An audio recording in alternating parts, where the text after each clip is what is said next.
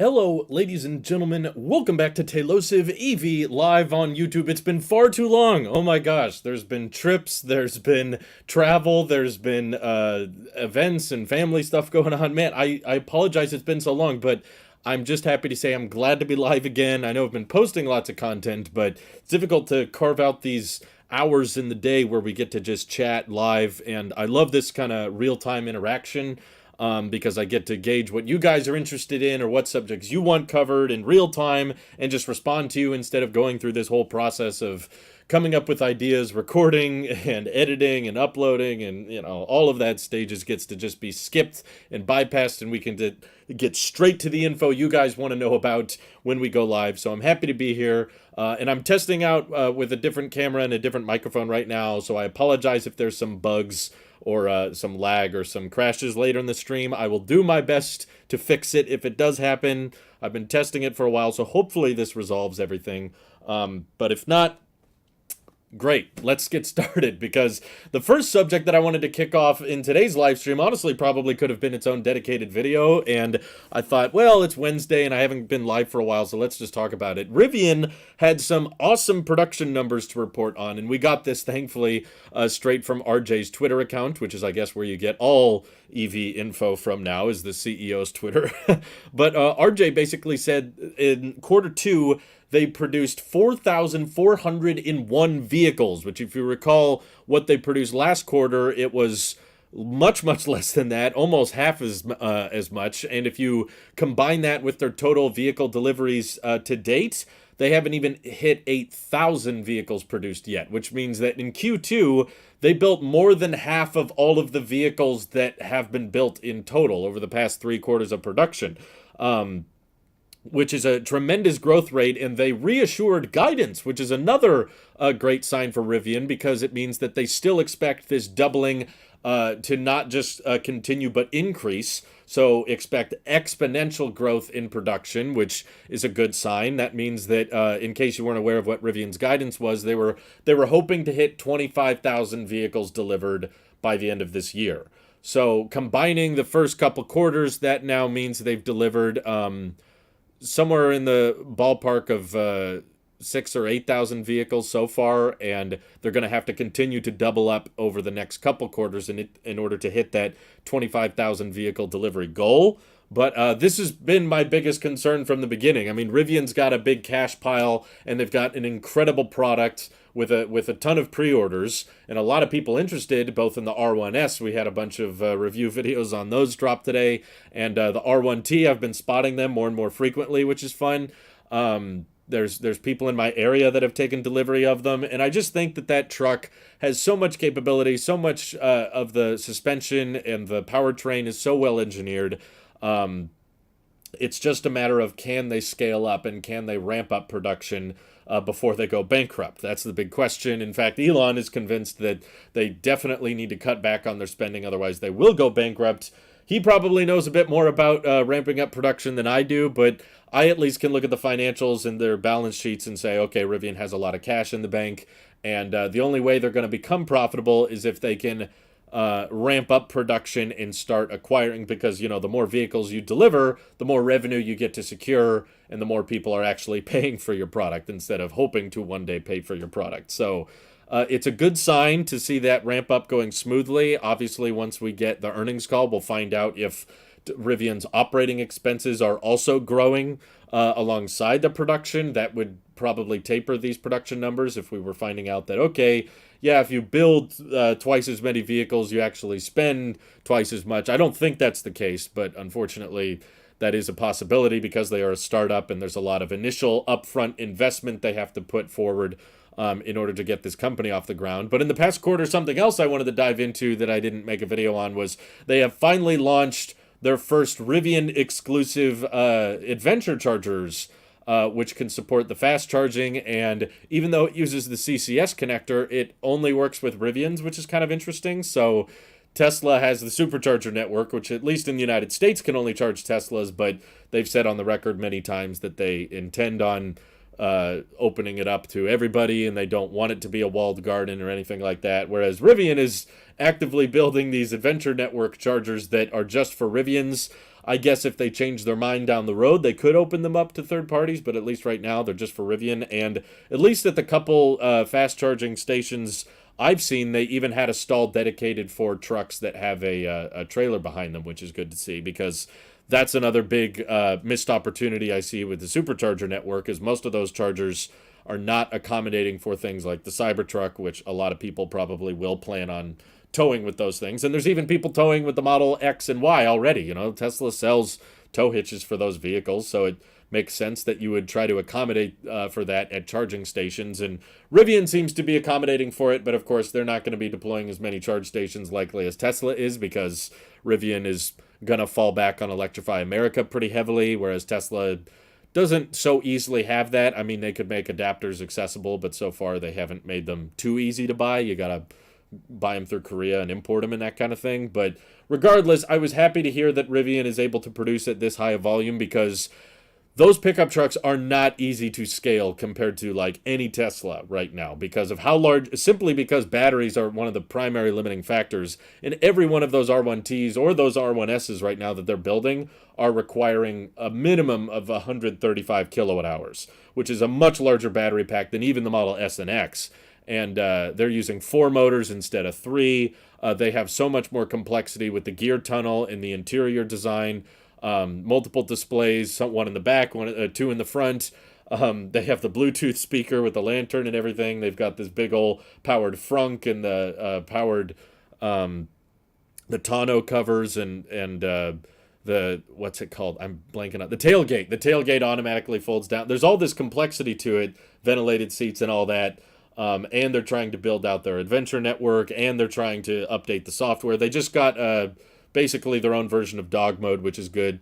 So I'm happy that Rivian is able to scale with this, and I just hope that they're able to scale at meaningful volume, which their guidance is 25,000 this year, to the point that, yeah, they can start actually becoming profitable, because that can really secure their future and alleviates the need for them to be bought out by anybody. So that, I'll say, is good news, and I'm happy RJ was able to report that, because I do think it means good things for the future of the company. And I just think Rivian's such a cool brand that they've been able to really find areas of the market that need more attention, which I think is wise. Like, I know I pick on Lucid a lot, so I apologize. I'm going to continue to pick on Lucid, but Lucid just seems to be tackling a market that is already pretty saturated, whereas Rivian's like first product that they hit the market with is something that there's not much saturation with at all. There's tremendous demand for any electric pickup truck, regardless of if it looks futuristic or traditional. People want pickup trucks. Pickup trucks are very, very popular, and there's almost no electric pickup trucks to choose from on the market. You basically have the Hummer, the Rivian, the Lightning, and the Cybertruck, all of which have tremendously high prices and big backlogs. So regardless of what the price is, I think what matters more at this point is who can build the most. And I think Ford reported a little over 1,700 F-150 Lightnings delivered. Let me double check that, because I am curious. I remember reading it somewhere. There's a report on it somewhere.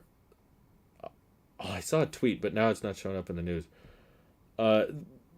Type it in the chat if you saw the same tweet I did, but I think they delivered 1,700. I remember thinking that it was close to Rivian in Q1, but it wasn't the same. That's the number sticking out in my brain, but I can't find the news article that showed it. But the other important thing to remember is that because Ford is working on the dealership model, that those 1,700 Lightnings might just be delivered to dealers. They might not officially be delivered to customers. And at this point, I originally predicted that Ford was going to pass Rivian in deliveries just because they're an established automaker and they've ramped up electric vehicles before, like the Mach-E. Not to the same extent of Tesla, but at least Ford would have more experience than Rivian does. But at this point, as far as I can tell, Rivian still has Ford beat. Rivian is still building more trucks than Ford is, which is pretty cool. Even though both are using basically the same size battery packs, however, Ford should have a little bit of an advantage because they make the standard range F-150 Lightnings, and those only use, I think, a 105 kilowatt hour battery pack. It's not 130, so that should give them a little bit of advantage. But maybe Ford is limited on batteries in total, so that's why, if they ramp up F-150 Lightnings, they have less batteries to use the Mach-E for, whereas Rivian has all this cash in the bank, and they're just building trucks. They don't have to share that with a crossover. I guess they do have to share it with the R1S, but that hasn't officially ramped up yet. I mean, they're starting to, but deliveries to customers haven't begun yet. Sorry, I haven't read much of the chat. Dan says, never expected to join one of these right when it started. Good to see you. Thanks for joining, Dan. Mersey says, hey. Ivan says, sup. Good to see you guys. Been missing the EV streams. Glad to see them back. I've missed them too. It's just been busy. I haven't been like actively trying not to do them. It's just there's always been stuff coming up on Wednesdays. Okay, Mercy says one of the supercharger. Ivan said, "What are you expecting from today?" Well, there's no earnings call today, but I was mostly just happy that Rivian had positive production numbers to report on, because that's ultimately their biggest hurdle that they have to get through right now, is can they ramp up and can they sell vehicles at a profit eventually. It's not going to happen overnight, but the faster you can ramp up, the more revenue you can acquire. But yeah, later there should be an earnings call, but that won't be today. Mersey says one of the superchargers I drove by the other day was open to third parties. It felt very weird seeing all Audis and VWs in there. Yeah, I've been hearing that's a pretty common thing in Europe, and more people are doing it now because Tesla's opening up. But yeah, I'm sure that's a weird sensation. I haven't seen it yet, but I keep thinking like the weird thing that's going to be bizarre when it happens is if like there's a line at a supercharger and it's like filled with a bunch of VWs, but there's Teslas that are waiting to charge. Like, I can imagine a bunch of Tesla owners getting really, really ticked off and angry about the concept that this is a Tesla supercharger and yet I have to wait for other EVs to charge. It's like, yep, we're all on the same planet. Just because you have a Tesla, unfortunately, that does not mean you have an advantage over other EVs on the market. You just got to keep using what you just got to charge where you can. But I have been seeing more reports of people using Electrify America stations to supercharge. Ryder Dobb says, I didn't know this was live until you started reading comments. Thought it was watching an oddly framed video. Wow. I think that says a lot. I'm using a different microphone today, too. Hopefully that says a lot about the quality, that you can't tell it's live. Nice work providing info to keep people informed on how hard it is to ramp up for EVs. Oh, absolutely. That's the biggest challenge the whole industry is facing. I honestly think a lot of people are struggling to ramp up, and a lot of companies are not going to make it because they don't realize what becoming an EV company really is. If you are an investor or a young engineer or a young entrepreneur and you have at least some money that you can at least convince people to invest in you and start up an electric car company, you think it's going to be about design, I believe. I think, sorry, I got to keep remembering, fewer batteries, not less batteries. Fewer battery cells. I'm probably going to make that mistake again, but thank you for correcting me anyway, Mitchell. I think there's a lot of people that are like, oh yeah, I could design electric cars because, it'd be nice interior space and I would want it to have this nice center control with a display and the steering wheel like this, and I would want the bed of the truck to be like this. And I think a lot of people can design SUVs and pickup trucks, and they can design software or powertrains a little bit or that kind of thing, and they really get obsessed with the product. Whether it be Canoe or potentially even Aptera, I hope they can make it to market. But like, people can get really, really obsessed with the proof of concept, the Fisker Ocean or whatever. But they don't realize that once it's time to bring it to market, like coming up with that prototype and coming up with the product design, dimensions and everything, and what the range is and what the acceleration is and all that, that's like 10% of the work. And then 90% of your time and energy and investment is towards manufacturing. And people probably start or get into EV companies being more interested or obsessed with design and not so much thinking about how this is actually going to turn into just a matter of manufacturing efficiency. How do we design factory layouts? You're not actually designing cars, interiors and exteriors that much. And I think they probably lose people along the way once they realize that this is the bulk of the job and this is the struggle of the company, is figuring out how do you lay out factories, how do you contact certain suppliers, how do you buy at the right price, and how do you scale at the right rate. And it just becomes this big game of economics that I think ends up being far more complicated than people realize. And it's not just a matter of like, oh, what color do you like, or how would you design the interior, how would you design the exterior. That is honestly a very, very small portion of the job. And there's probably people that don't realize that until they get halfway through and realize, oh my gosh, we're going to just keep building the same exact car for like 5-6 years and just keep trying to find ways of reducing cost and reducing complexity and how to ramp up production further and further and that kind of thing.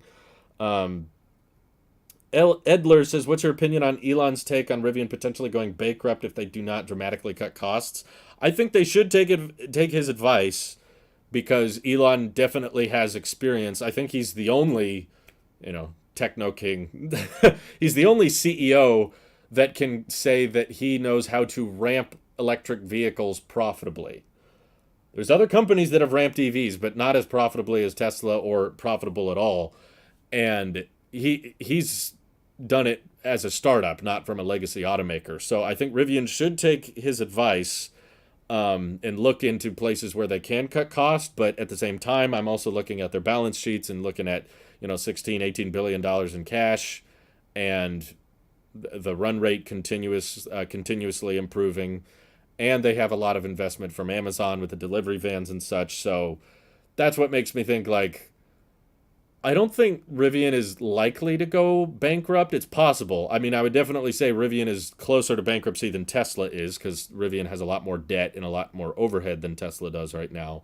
But I feel like the market will keep them afloat just by believing in the brand and how many vehicles they're producing. And if they want to raise capital off the stock, they can still do that. They haven't done that yet. So I think bankruptcy for Rivian is plausible, and there's a chance of it happening, and it's a greater chance of it happening to Tesla. But I would say Lucid is far closer to bankruptcy than Rivian is. That's for sure. From my understanding, there's nothing stopping the supercharger being full of Nissan Leafs and then having a queue of Model S's waiting. That would be quite hilarious, but frustrating at the same time. It just kind of doubles down on the idea that, man, you should just really charge at home whenever possible. Only supercharge when you absolutely need to. I know on road trips you don't really have a choice, so that's when you should do it. But please, people, try to charge at home if you can. Did you hear anything about a new battery for Model 3 long range? Saw a video about a new range figure for the UK. I did not see that, unless it's really recent. I'll check usually I get all my news. I follow several news sites for EVs and stuff, but typically I get information the quickest on Twitter still. That hasn't changed for me, and I haven't seen any tweets about it. So it's likely that the United Kingdom just had a redone test on a range cycle, and they got a slightly different number maybe. But no, I haven't heard anything about a new battery. I don't think have any intentions on changing the chemistry or the cylindrical cells used in the long-range Model 3. I know that they've basically switched all rear-wheel drive Model 3s to lithium iron phosphate. Regardless of where you are in the world, you should be getting lithium iron phosphate. But that's happened a while ago now. They made that switch almost a year ago, I think. Monroe teardown was pretty cool. Yes, I did watch the 4680 teardown from Monroe, which was pretty impressive, to just see all that manufacturing and all the seats and stuff attached to the battery pack and all the places they simplify and the weight savings and that kind of stuff. I think a lot of people were hoping Monroe would dive into the total kilowatt hour design, not design, but capacity. That people wanted to know, like, how many kilowatt hours were actually in that battery pack, because there's a ton of people still convinced, and it breaks my heart every time they see it. They're convinced that the 4680 Model Y has much longer range than it is advertised to, and I just don't believe that's true. There have been times in the past where Tesla has software locked range, but they never did it secretly. Pretty much any time they did, it was pretty open and upfront and clear.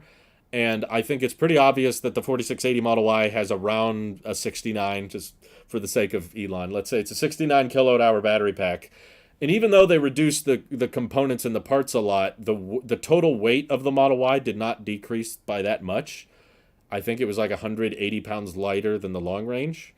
And there was a employee like orientation or memo that Omar tweeted out. Omar's catalog on Twitter, who's interviewed Elon several times and he has sources and stuff.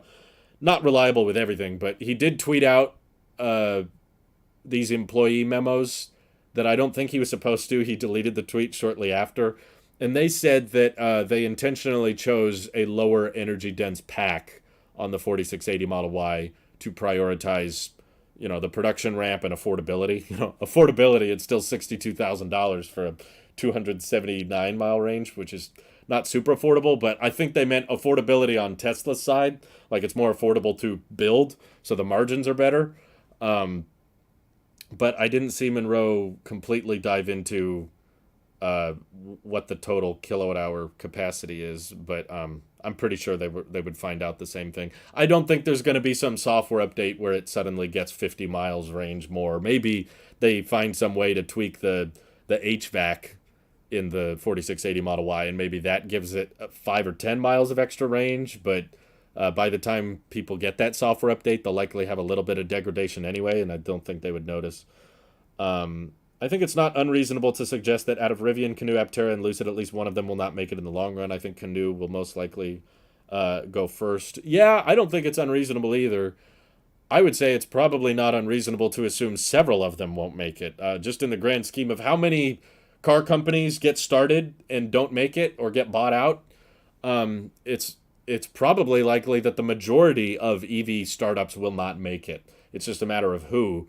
And Tesla, I don't really consider a startup anymore just because they've been around for so long and they have very little debt, and now they have the highest margins in the industry and they have so much demand for their vehicles. The wait time's pushed out over a year. The long-range base Model X, which is selling for $121,000, is almost sold out for next year. It says estimated delivery November 2023 right now, which is just insane. I don't know any other vehicles on the market that have a wait time that long, but you can still put an order in for them. Like I'm sure the F-150 Lightning has a wait time close to that, but you can't order one. You just have to be lucky enough to find one at a dealership.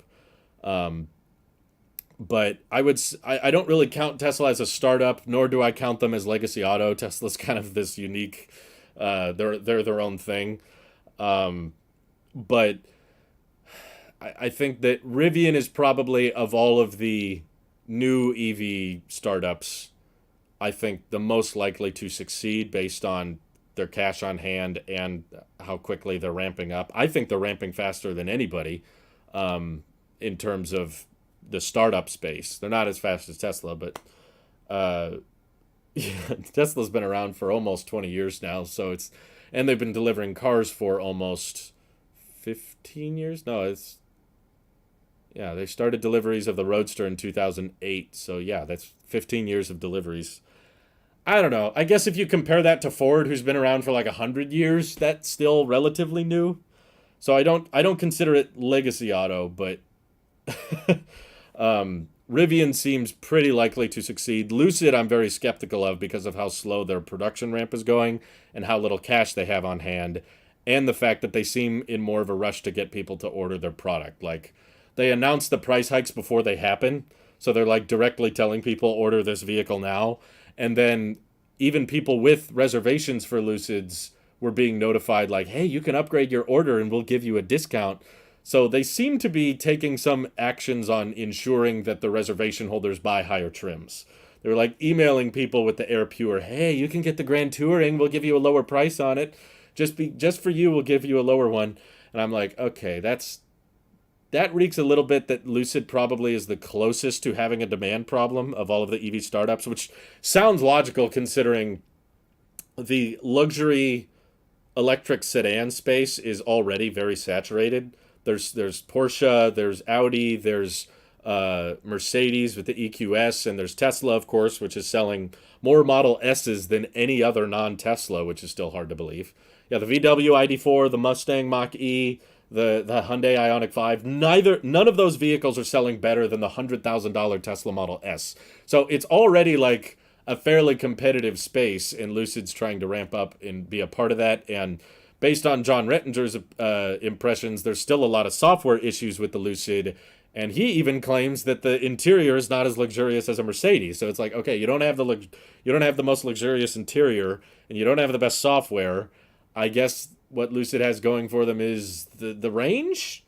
That's basically their biggest selling point. But if you've got fast charging, I think more and more people are starting to figure out having that much range isn't really that helpful in the grand scheme of things. If you can go over 300 miles on a charge and you can charge at 250 kilowatts or more, it doesn't really save you that much time on road trips. It just becomes helpful in the snow. It's like, okay, if you're in a cold climate, 500 miles of range becomes 250. That's pretty good. The yoke won't sell. No one will use that. Yeah, right. That's a lot of yokes. Model S with a yoke is outselling all non-Tesla's EVs right now. Let's see. Did I watch the Rivian teardown videos? Yes, I did. I try to watch all of the Monroe content. I can't. They post a lot, so I can't keep up with all of it, but definitely the Rivian and Tesla stuff I try to watch. Did I see the 4680 charge to 0 to 97% like under an hour? I did see that, but a lot of people were saying it went straight to 250 kilowatts. I did not see that happen. I kept watching the video that the kilowatts did. This is paradoxical. The kilowatts did a video charging the 4680 Model Y, and I never saw it hit 250 kilowatts. It started at like 220, I think. So granted, it's a faster charge speed than a standard range Tesla would get. You know, my Model 3, I think, caps out at 170 kilowatts. And even before lithium iron phosphate, the standard range Teslas capped out at around 170 kilowatts, whereas this is a standard range Model Y that's going over 200 kilowatts. But I never saw 250. And going from 0 to 97% in under an hour is pretty impressive. But again, I don't think incredibly common. I don't think on most road trips it'll make sense for you to go that high. Most people are going to rather charge for 20 or 30 minutes, and you'll probably be at 80% in that amount of time anyway.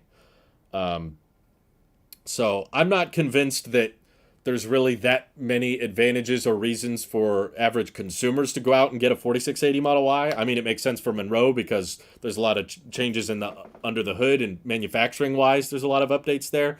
So I think it's a good thing for them to take it apart and look into it. But as far as like people asking me, should they wait for a 4680 Model Y or should they try to get one? I'm kind of like, I don't think at this point the 4680 is offering any advantages over the 2170 because with the longer range Model Y, even though it's using the old cells, it still has a larger pack, and you can sustain those 250 kilowatt charge speeds for longer.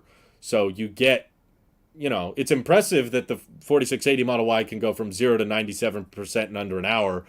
I don't actually have the numbers on top of my head. How long does it take for a 2170 Model Y to go from 0 to 97%?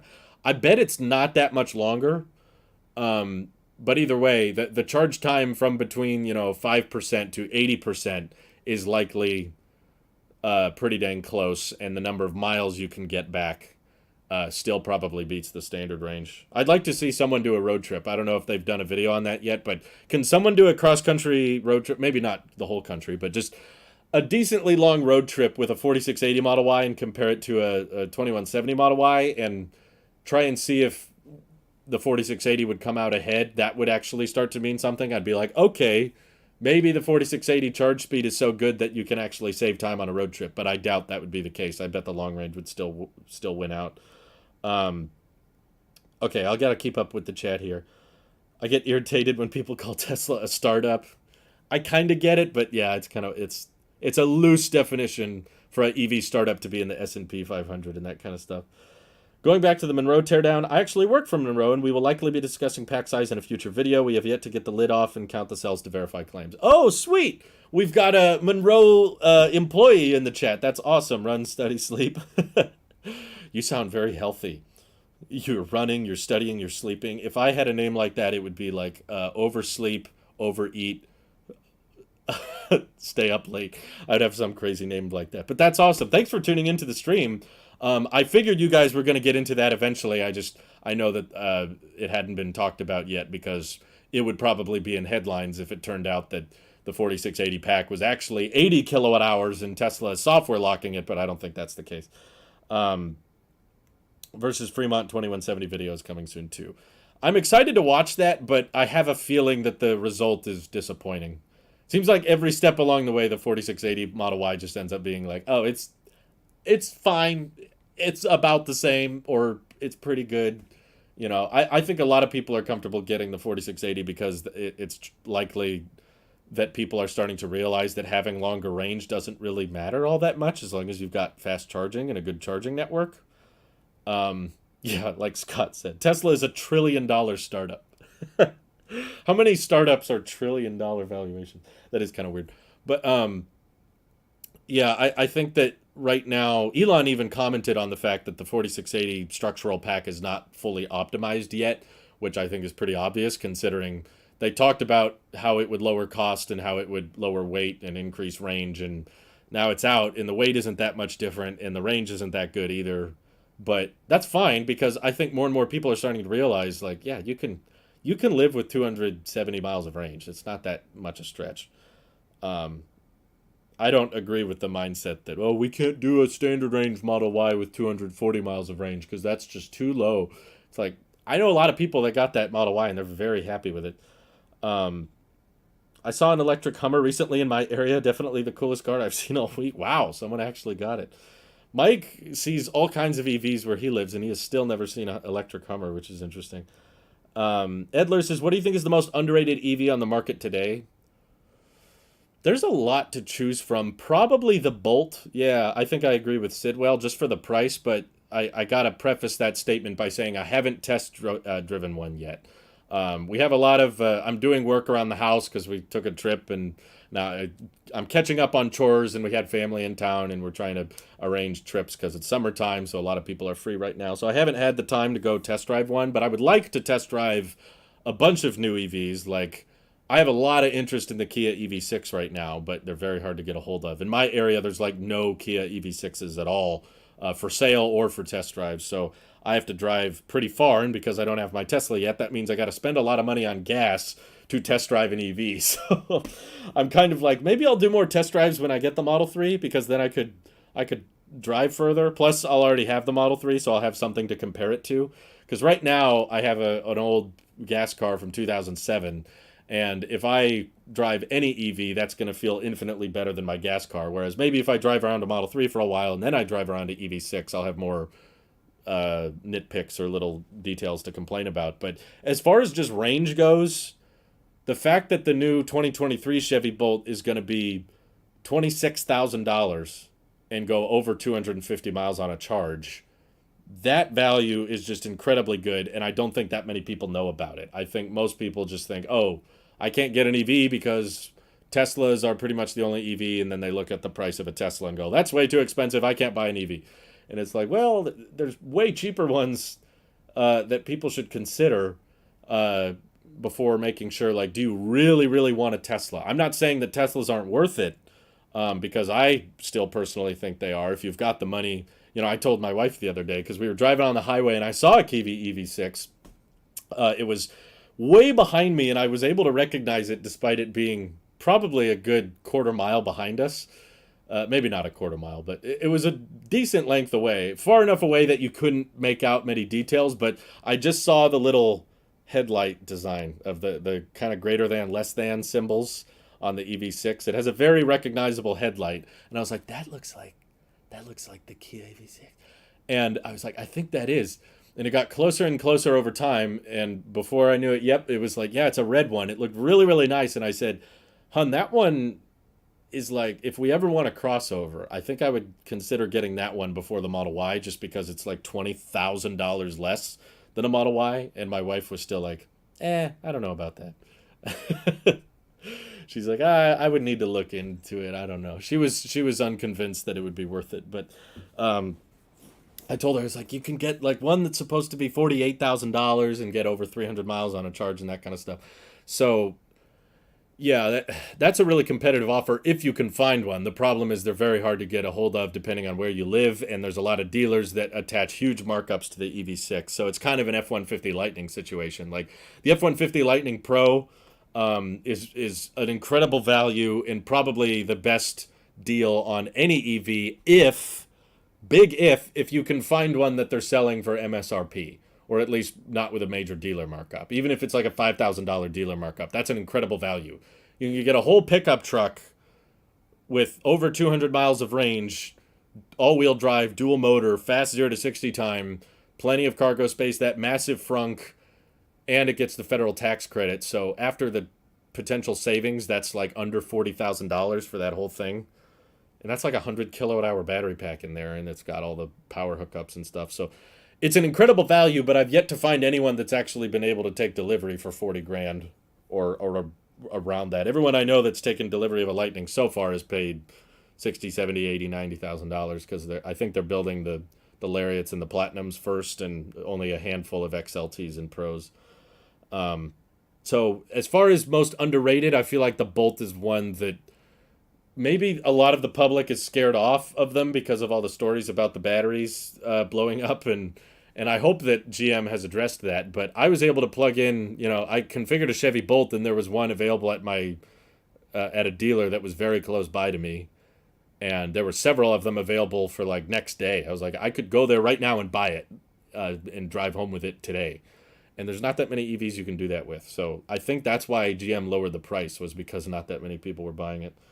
I'd love to see a 4680Y versus Texas 2170 versus a Fremont 2170. Yeah, I honestly think the only difference is, from what I can tell, even the 2170 Model Ys at Texas come with the parcel shelf, and they come with the magnetic center console. So those are probably the only differences. I don't think the battery pack or anything else would be different, other than quality control. The paint job is probably better, and the panel gaps are probably less noticeable. Tesla are being careful about the Osborne effect with the 4680 versus Fremont. I guess so, but I don't think it's so much Osborne, even with the range and specs, because would some people go for the cheaper Model Y? Yeah, but honestly, it's still a $62,000 vehicle that has 279 miles of range. So would a lot of people also opt for the extra $4,000 to get 330 miles of range? I bet it would be kind of neck and neck. I think the only reason they haven't updated the configurator with the 4680Y is because they're not building that many. I don't think it would cannibalize sales, but I guess the accelerated delivery option is a good way to avoid that, because you let people know in certain areas, hey, do you want a 4680 Model Y? And they can say yes or no, but not anybody can just switch to it as much as they want. Let's see. It's stunningly simple, especially compared to the Rivian R1T. Yeah, no, I think Model Y is like the IKEA furniture of EV builds. It is incredibly simple. I'd love to see Tesla update to CCS 350 kilowatt charge rates. EV6 does 0 to 80 in 15 minutes. Yeah, I would love to see faster charge rates too. I don't think it's really... I understand why they're not prioritizing it, because it would likely require them to shut down the assembly line for a while and update the wiring on the inside, or update the battery pack voltage and that kind of thing. But I thought EV6 doesn't support... It's confusing, because the EV6 itself doesn't accept 350 kilowatts, but you need a 350 kilowatt charge stall in order to get... I think the EV6 is 225.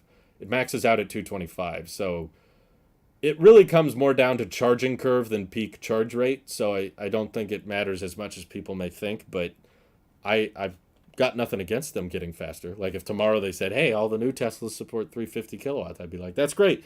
I just don't think right now Tesla is worried or concerned at all about making the product more desirable. If anything, I think they could get away with making the product less desirable right now because of how high demand is.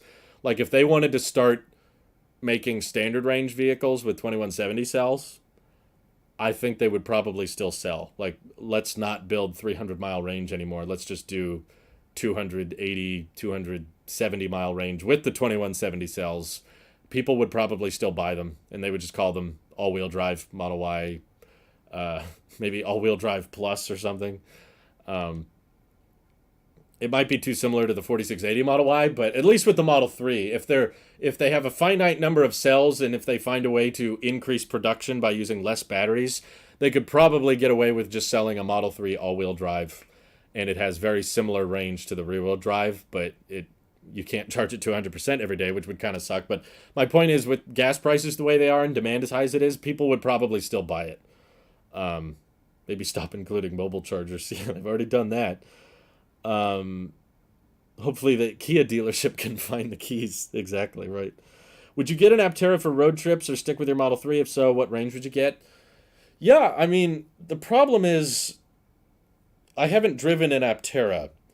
And on one hand, yeah, I could see the Aptera being the perfect road trip machine because it would get insanely high range and it would cost so little money to power it. But I don't know how much road noise it has, and I don't know if they've even figured out like the safety pilot software yet. Like they say they want to do a level 2 self-driving system on the Aptera, but I haven't seen it in motion. I haven't seen it demoed, so I assume it's on a very long checklist that Aptera has to get to. Probably rightfully so. They're focused on bringing the product to market first and how they manufacture it. They're likely not too concerned with software, at least right now. But if they do get it to production and I can try it out, I feel like I would rather have autopilot on a road trip, and I would probably be more so of the guy that would use an Aptera for driving around town because it's a two-seater, and sometimes we're driving around family and friends, typically around town or that kind of thing. You would want to have a Model 3 or a Y that can sit more people. But if I'm just driving by myself or it's just me and my wife going somewhere and we don't need that much storage space, I guess the Aptera would be the best bet. So if I don't think I'm going to be in the first wave of deliveries. I don't think I'm going to be like the first guy to get an Aptera. So that thankfully means that once the Aptera comes out, I will likely have there will likely be people reviewing it and trying it out and talking about the driving performance and talking about the road noise and the comfort and that kind of thing.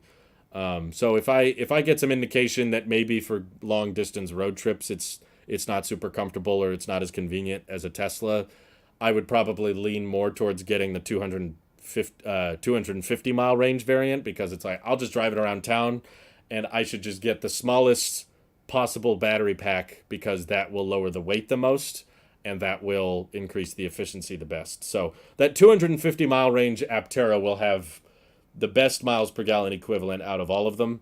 And if you're just driving it around town or just driving it to nearby cities and stuff, maybe you drive 50 to 100 miles in a day. So it's not exactly around town. I guess it depends on how big the town is you live in. Then I would probably get the shorter range version. But if it comes out and the safety pilot works really, really well and the road noise isn't too bad and the vehicle's really comfortable to sit in for hours at a time, then I would consider opting for, 400, 600 mile range, maybe the 1,000 mile range. Potentially how they price it, I might consider it. Let's see. Do you think people will start scalping EV6s if the supply is that low? I feel like the public doesn't know about them that much. So supply is low, but there's also not a crazy high amount of demand for them. So I haven't seen that many people scalping them. But from what I've read, the dealers are already doing that for you. There's areas where there's not that many EV6s, and the dealers apply these massive markups on them. EV6 didn't have enough storage space, no frunk, plus software is dated and too many buttons. Well, you're going to get that with pretty much any non-Tesla. I think it has a lot more space than a Model 3, and it's close to the same price. I think you can get an EV6 for less than a Model 3, assuming the dealer markup isn't too bad. But, any predictions whether Chinese electric cars will succeed in the US/EU? I think there's political reasons that the EV companies in China won't sell here. I think our current administration is going to prevent it from happening or prevent that many from happening. But I do think they're doing very well. That's the closest Tesla has to a competitor is NIO and XPeng and BYD and that kind of stuff. They're not really a competitor because Tesla has no shortage of demand, so they're not stealing away any customers from Tesla in my view. But that's the closest they have just in terms of global EV brands that are producing at scale. I think I think they look great. I don't have an easy way to check them out myself, and I don't plan on living in China, so I don't really cover EV brands in China that much because very, very small percentage of my viewers come from China anyway.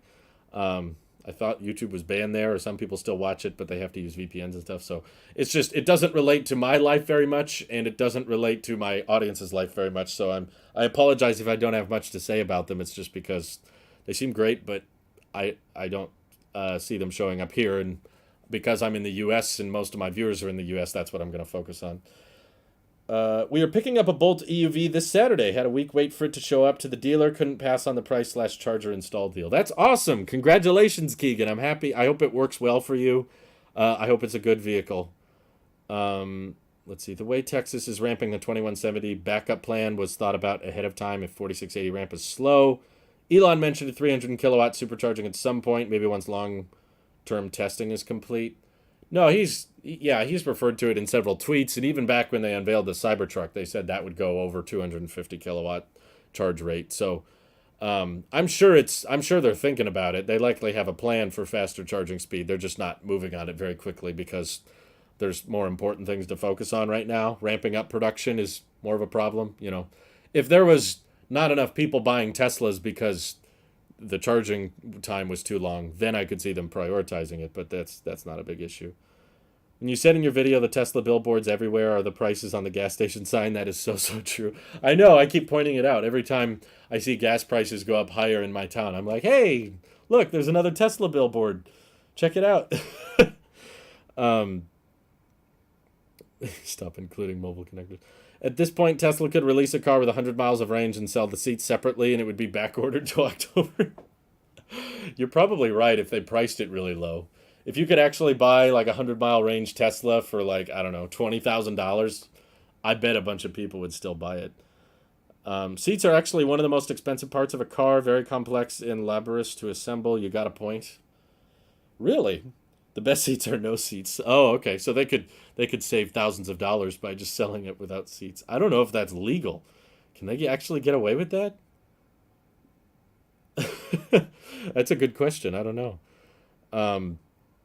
But yeah, I'd love to sit and check out the Aptera because out of all the EV startups, they're my favorite because of all the EV startups out there, they're the ones I have the most likelihood of actually getting. The Rivian is an awesome pickup truck, but I just have very little uses for it. You know, me and my wife don't go off-roading. We don't haul equipment. We don't go camping that frequently. So, you know, I work from home. So what we're looking for is a vehicle that's very, very cheap to own. You know, we want a nice vehicle that can be practical, but we want to travel. We want to take road trips and have those road trips not cost very much. So low maintenance, low cost of ownership. That's what we're looking for. Rivian doesn't really fit that need because of the inefficiencies. And as cool as the truck is, I wouldn't utilize its features. I don't haul that much stuff anyway. And the aerodynamics of it would just cost more to insure. It would cost more to drive, and it would probably require more tire maintenance than I would have to use with my Model 3. So the Aptera, though, that's leaning into more of my demographic of like how efficient and how simple and how low of the cost of ownership can we get. And the Model 3 rear-wheel drive is honestly, I think, out of the vehicles that are out now, that's really competitive because it has the best efficiency of any vehicle you can buy right now. That'll probably change once the Lucid Air Pure comes out or the Aptera. Those will likely get better efficiency than the Model 3 rear-wheel drive. But, you know, you could probably win the affordability argument with the Bolt, but we also want something that can fast charge and go on great distances. So it's like, yeah, the Bolt is much cheaper than the Model 3, but I couldn't do the road trips we want to do in one day because of how slow the charging speed is. And of course, I want the self-driving tech and all that. And I prefer the design of the Model 3. I prefer the interior of the Model 3. All those kinds of things I prefer as well. So I am paying extra for the sake of it being a Tesla and coming with all of those perks of supercharging and autopilot and the FSD beta, that kind of stuff. I want to try it out. I'm not convinced that it'll become a robo-taxi, but I still want to have access to all those things. Whereas Super Cruise works really well in the places it's available, but it's not available in as many places as autopilot and that kind of stuff. Choose it, check out how many seats you want. Comes with one for free to keep it legal. Oh, okay. You've got a good mindset. Don't let Elon hear these ideas. He will take that seriously. Mike says, just did the drive home. Still no Hummer EV. Too many refreshed Model S. Can people stop buying these vehicles with yokes? There's too many yokes out there. I'm being sarcastic. If Tesla announced tomorrow that like all new Model 3s would have the yoke, including mine, I would be happy. I really want a yoke. My wife doesn't though, so it's probably best that the Model 3 doesn't have a yoke. Because while I prefer that and I don't want the gear stocks, I'd be okay with the gear selector being on the screen and everything. My wife hates the yoke. Every time she sees one, she's like, oh, that's so stupid. Even though she rarely drives, and I don't think she'll drive the Tesla all that much, but she still doesn't like the concept and the idea of a yoke. So the Model 3 is probably the best vehicle for us because it'll make her feel more comfortable to have a full wheel. Seeing the issues with the motorized bed cover, do you think Tesla will reconsider this on the Cybertruck? I am thinking about it a lot because the last few prototypes haven't had a vault cover.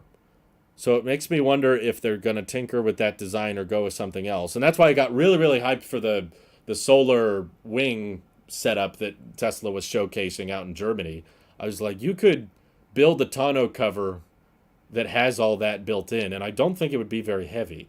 Because a lot of people kept saying, oh, towing a trailer wouldn't be worth it because of all the weight. And I'm like, no, you're not listening. I'm saying it's a Cybertruck attachment. It's not a trailer. I think the only reason those solar wings were on a trailer was because the Cybertruck isn't in Germany. Neither of the prototypes are in Germany. And they wanted to showcase the solar wings to people, so they had to put it on something. So they put it on a trailer. But I'm just saying you could build in fairly lightweight materials that are embedded in a vault cover that could be fairly simple and it's not the kind of vault that rolls up or is motorized. It's more of a default vault that just kind of folds upward, just like a traditional bed cover. And then you can fold it up to expose the little handles on the side, and then you pull on those handles and the solar wings come out. It could improve the efficiency of the Cybertruck while driving, not with the wings folded out, obviously, but just having a big, giant, flat space for solar cells. It wouldn't charge the car, but it would reduce the amount of energy it consumes per mile, and therefore they could get away with putting less batteries in the pack, which would help with the ramp. So I think it's a great idea, but it's probably too much wishful thinking. Let's see. Did I hear Aptera wants to use the Tesla charging plug? Yes. Yeah, I did a video on that about Aptera wisely learning from Tesla, which I think is a great thing. And I really, really hope Tesla lets them. I thought it was like an open patent, royalty-free type thing, but I guess Bollinger also tried to get a hold of Tesla for the charging connector, and they didn't get it. So I'm not sure what the process entails or how expensive it is for them to use the charge plug, but they really, really should do it. I think that it would be great for Tesla because they could showcase that, hey, our supercharging network charges non-Teslas. See, we're not trying to keep this exclusive to us, but Aptera is not going to put that many vehicles on the road compared to Tesla. So I don't think the Aptera is going to overwhelm the supercharger network. They're hoping to, I think their end goal is to build like 10,000 vehicles a year. So that's like less than half of Rivian's goal this year. So it's really not that many vehicles. I don't think it would cause big lines at superchargers, and it would fit so perfectly with the thin, sleek design of the Aptera. I just think the Tesla connector is so much better. Like, I know that everybody else is using CCS, but it's such a clunky, ugly port compared to the Tesla connector. So I would rather everybody switch to the Tesla connector personally. Oh well. I still think they're just making all the right decisions. Like, if I were to start my own EV company, I probably would have came up with the Aptera. That's like exactly what I'm interested in, is just like hyper efficiency, ease of manufacturing, low cost of ownership, get the starting price low, and then cover it with solar panels so that theoretically you won't even have to charge the thing. With our current driving habits, unless I go on a road trip, we would never need to charge the Aptera. Because there's certain days where I drive like 50 or 60 miles, but not every day. There's some days where I don't drive at all. Like today, I'm not going anywhere. We're not visiting anyone. We're not getting food, so we're home. So if I had the Aptera, it would be in the sun charging all day. It would just get 25, 30, maybe 40 miles of range, and no driving. So there could be several days where I don't drive 30 or 40 miles, and over time it would just top itself off. And if there's excess power, I would just say use that to cool the cabin. Just it's hot out here, and it's probably going to use some energy when the interior of the Aptera gets really, really hot. And you're not going to want obviously you want the Aptera sitting in the sun, but you're not going to want the interior to get to like 130, 140 degrees because it could be damaging to the electronics and that kind of stuff. So if there's excess power, if you're not driving it very much and it has solar up there, that's plenty in my view. I think you can use that excess power to cool the cabin. EU is moving towards standardizing phone chargers at Apple's Lightning or EV chargers next. Well, they already did it. They already standardized EV chargers in the EU. All Teslas are using CCS there. All the superchargers have CCS. All the charge stations have CCS. So they actually got the EV cars standardized before the smartphones. Jonathan Root says Tesla connectors near peak theoretical charging speeds. 300 kilowatts is as high as it will ever go. I haven't seen that proven. I've seen Elon talk about doing 350 at their superchargers. So I don't know if he was referring specifically to the CCS connectors, but I know that they were nowhere near 250 kilowatts when the connector was first designed. It first came out with the Model S in 2012. And 10 years later, and as time went on, they found more intuitive ways to get the charging speed up. So even if you're right, I don't know if that's true. I haven't seen a source that confirms 300 kilowatts is the absolute max that design can handle. But even if that's true, I think people obsess over charging speed a bit too much. And I don't think in the future we're just all going to need 350, 400 kilowatt charging speeds. Because for one, most people are charging from home.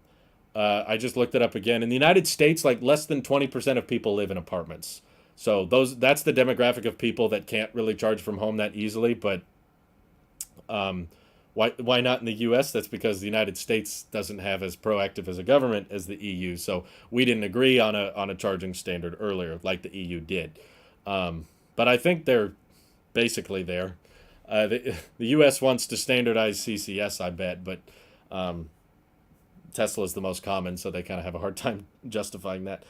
Have you done the math on the battery packs of the EV trucks?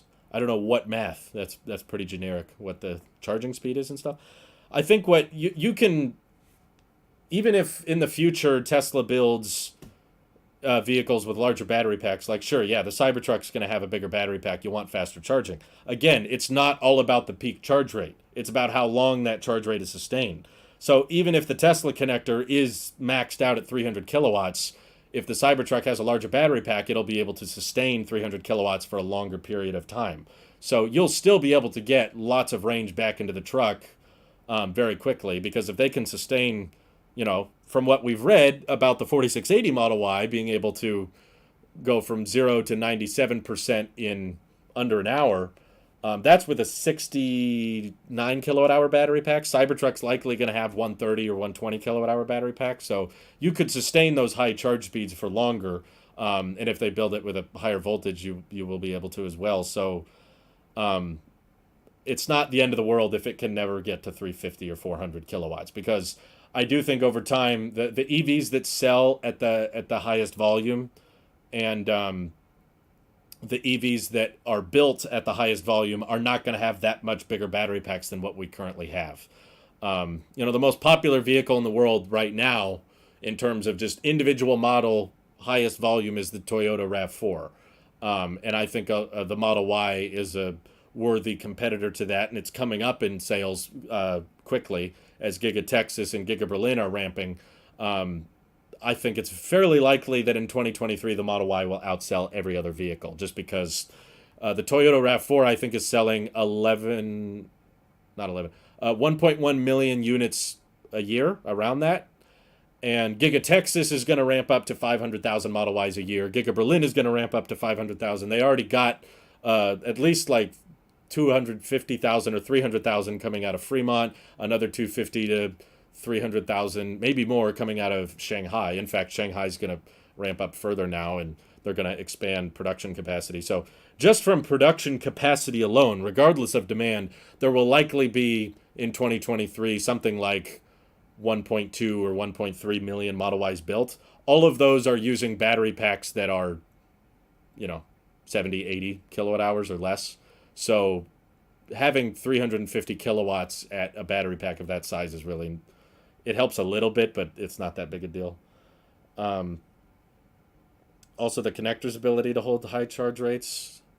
Yeah, they can cool the connector quite a bit. That's what V3 was about. But the battery pack is the trickier part to cool, especially if you don't have much room for all of that energy to go. If you have if you have a larger battery pack for all of that energy to go, then you can sustain charge rates for longer. Have I done the math on range? I still don't know what that means. How far can it go? F-150, 300 miles, 131 kilowatts equals 2.29 miles per kilowatt. Yeah, so you're saying kilowatt, which is a charging speed. Kilowatt hour is a energy amount, is a pack capacity. So F-150 Lightning has around 130 watt kilowatt hours usable capacity. I think the total battery pack is larger.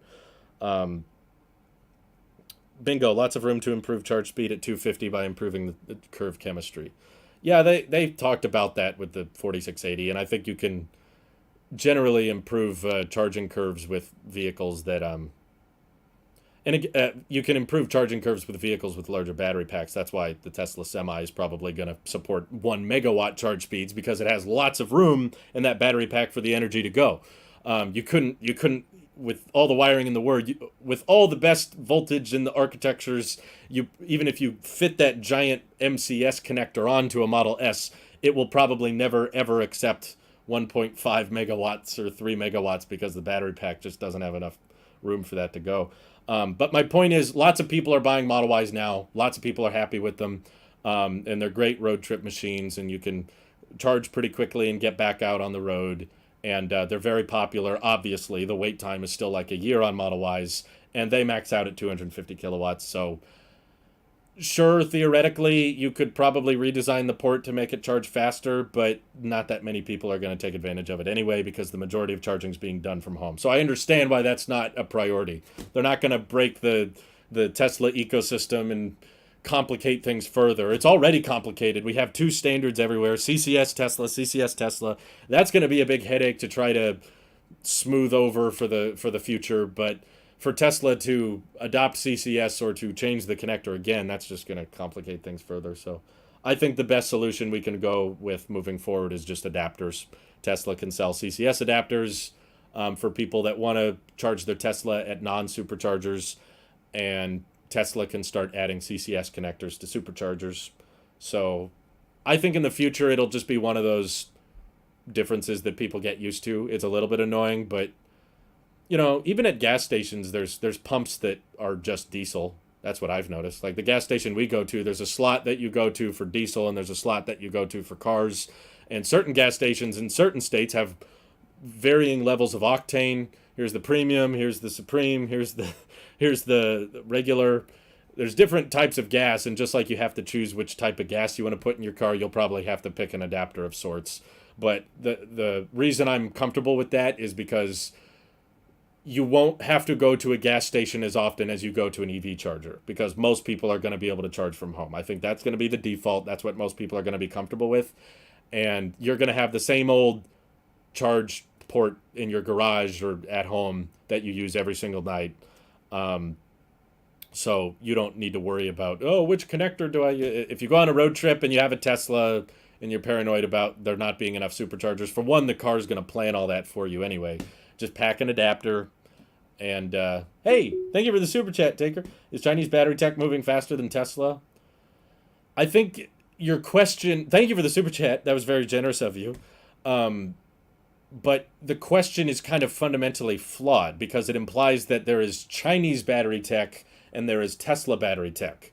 The truth is, half of the batteries being shipped in Tesla's vehicles is from the Chinese. It's from CATL. They're the ones who came up with these lithium iron phosphate battery packs. They're the ones producing those batteries. And LG Chem is producing a bunch of batteries, I think out of China, and they're shipping those batteries to Berlin. So Tesla uses Chinese battery tech. Yeah, Tesla is building their own cells now, and they're trying to ramp up 4680s, but most of the batteries in Tesla's vehicles come from Panasonic, LG, in CATL. So I guess to try to answer your question, yeah, I mean, the Chinese basically pioneered and patented and innovated with the lithium iron phosphate technology, which I think is the most game changing battery tech. I think that's going to have a bigger impact than 4680s are, to be honest. And that was come up with by the Chinese. But Tesla delivers more vehicles with LFP than any other company, even more so than any Chinese brand, Chinese EV brand. So yes, but that doesn't mean Tesla's behind, because Tesla is the biggest customer of those Chinese battery companies. Tesla buys more batteries than anybody at this point.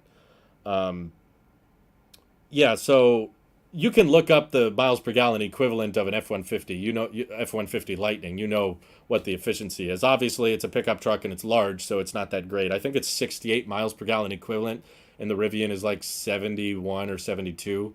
So neither are very efficient compared to all the other EVs, because most EVs are sedans and crossovers, which are inherently more efficient. But yes, I'm with you, Ray. I think the Cybertruck will likely be the most efficient of the electric trucks. I expect it to be the worst efficiency of any Tesla, but the best efficiency of any truck, because they'll use a structural pack and the exoskeleton will push the mass to the outside of the vehicle and that kind of thing. So it'll probably have a surprisingly low weight, and just the inherent design of the Cybertruck being more pyramid shaped improves the overall aerodynamics compared to just having a big drop off with the open bed. That's what's not good for aerodynamics, and something Rivian and Ford seem very comfortable with. They're just like, oh, it's a traditional pickup truck. That's what trucks look like, so we got to have the big open bed. But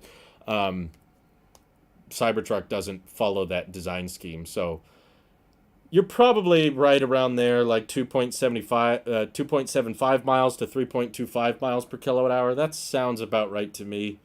I guess I would anticipate it to be somewhere around like 80 or 85 miles per gallon equivalent. But I'm still under the belief that they won't do a long range, it won't be like a 500-mile range Cybertruck. I still think it's going to be like 310, 320, something like that. Optimization of amount of chargers and rate of charge is key. That's correct. I just don't think the rate of charge is preventing road trip time, that kind of thing. They recently opened a public EV super hub in Oxford, which has a mix of 40 different chargers, including some superchargers, and apparently has the capacity to have up to 400 chargers total. My God, that is so many. I guess they'll need it, yeah, as everybody's moving to EVs. We're gonna need a lot of them. I think that charge wait time, at least from Tesla's data, they've said total charge wait time overall has decreased. But there's still places where there's not enough chargers and there's wait times and stuff. But the thing is, you only hear about there not being enough chargers when it's a problem. You don't hear about it when it's working well. Like, my closest supercharger is in not my town, but a town near me. And every time I drive by it, I'm always curious, because, I'm a fanboy. So I'm like, hey, how many cars are charging? I always look there, and there's probably like 15 or 20 stalls. It's never full. Every time I go by that supercharger, there's like 2 Teslas, sometimes 1. And I've never seen it packed to the brim, and yet there's a supercharger there. So I think that when there's an adequate amount of superchargers and there's not a long wait, you don't hear about it. But when there isn't an adequate amount, and there is a wait time, people all complain. Everyone tweets about it and posts about it. Oh my God, there's a wait time. So it's like you only hear about it when it's a problem. But Tesla is the only company that has the data on all charging, and they probably are able to figure out, like, okay, this is where most superchargers are needed. Let's focus on those areas, and let's try to find ways of decreasing the total wait time for everyone's supercharger. And they've said that number has gone down.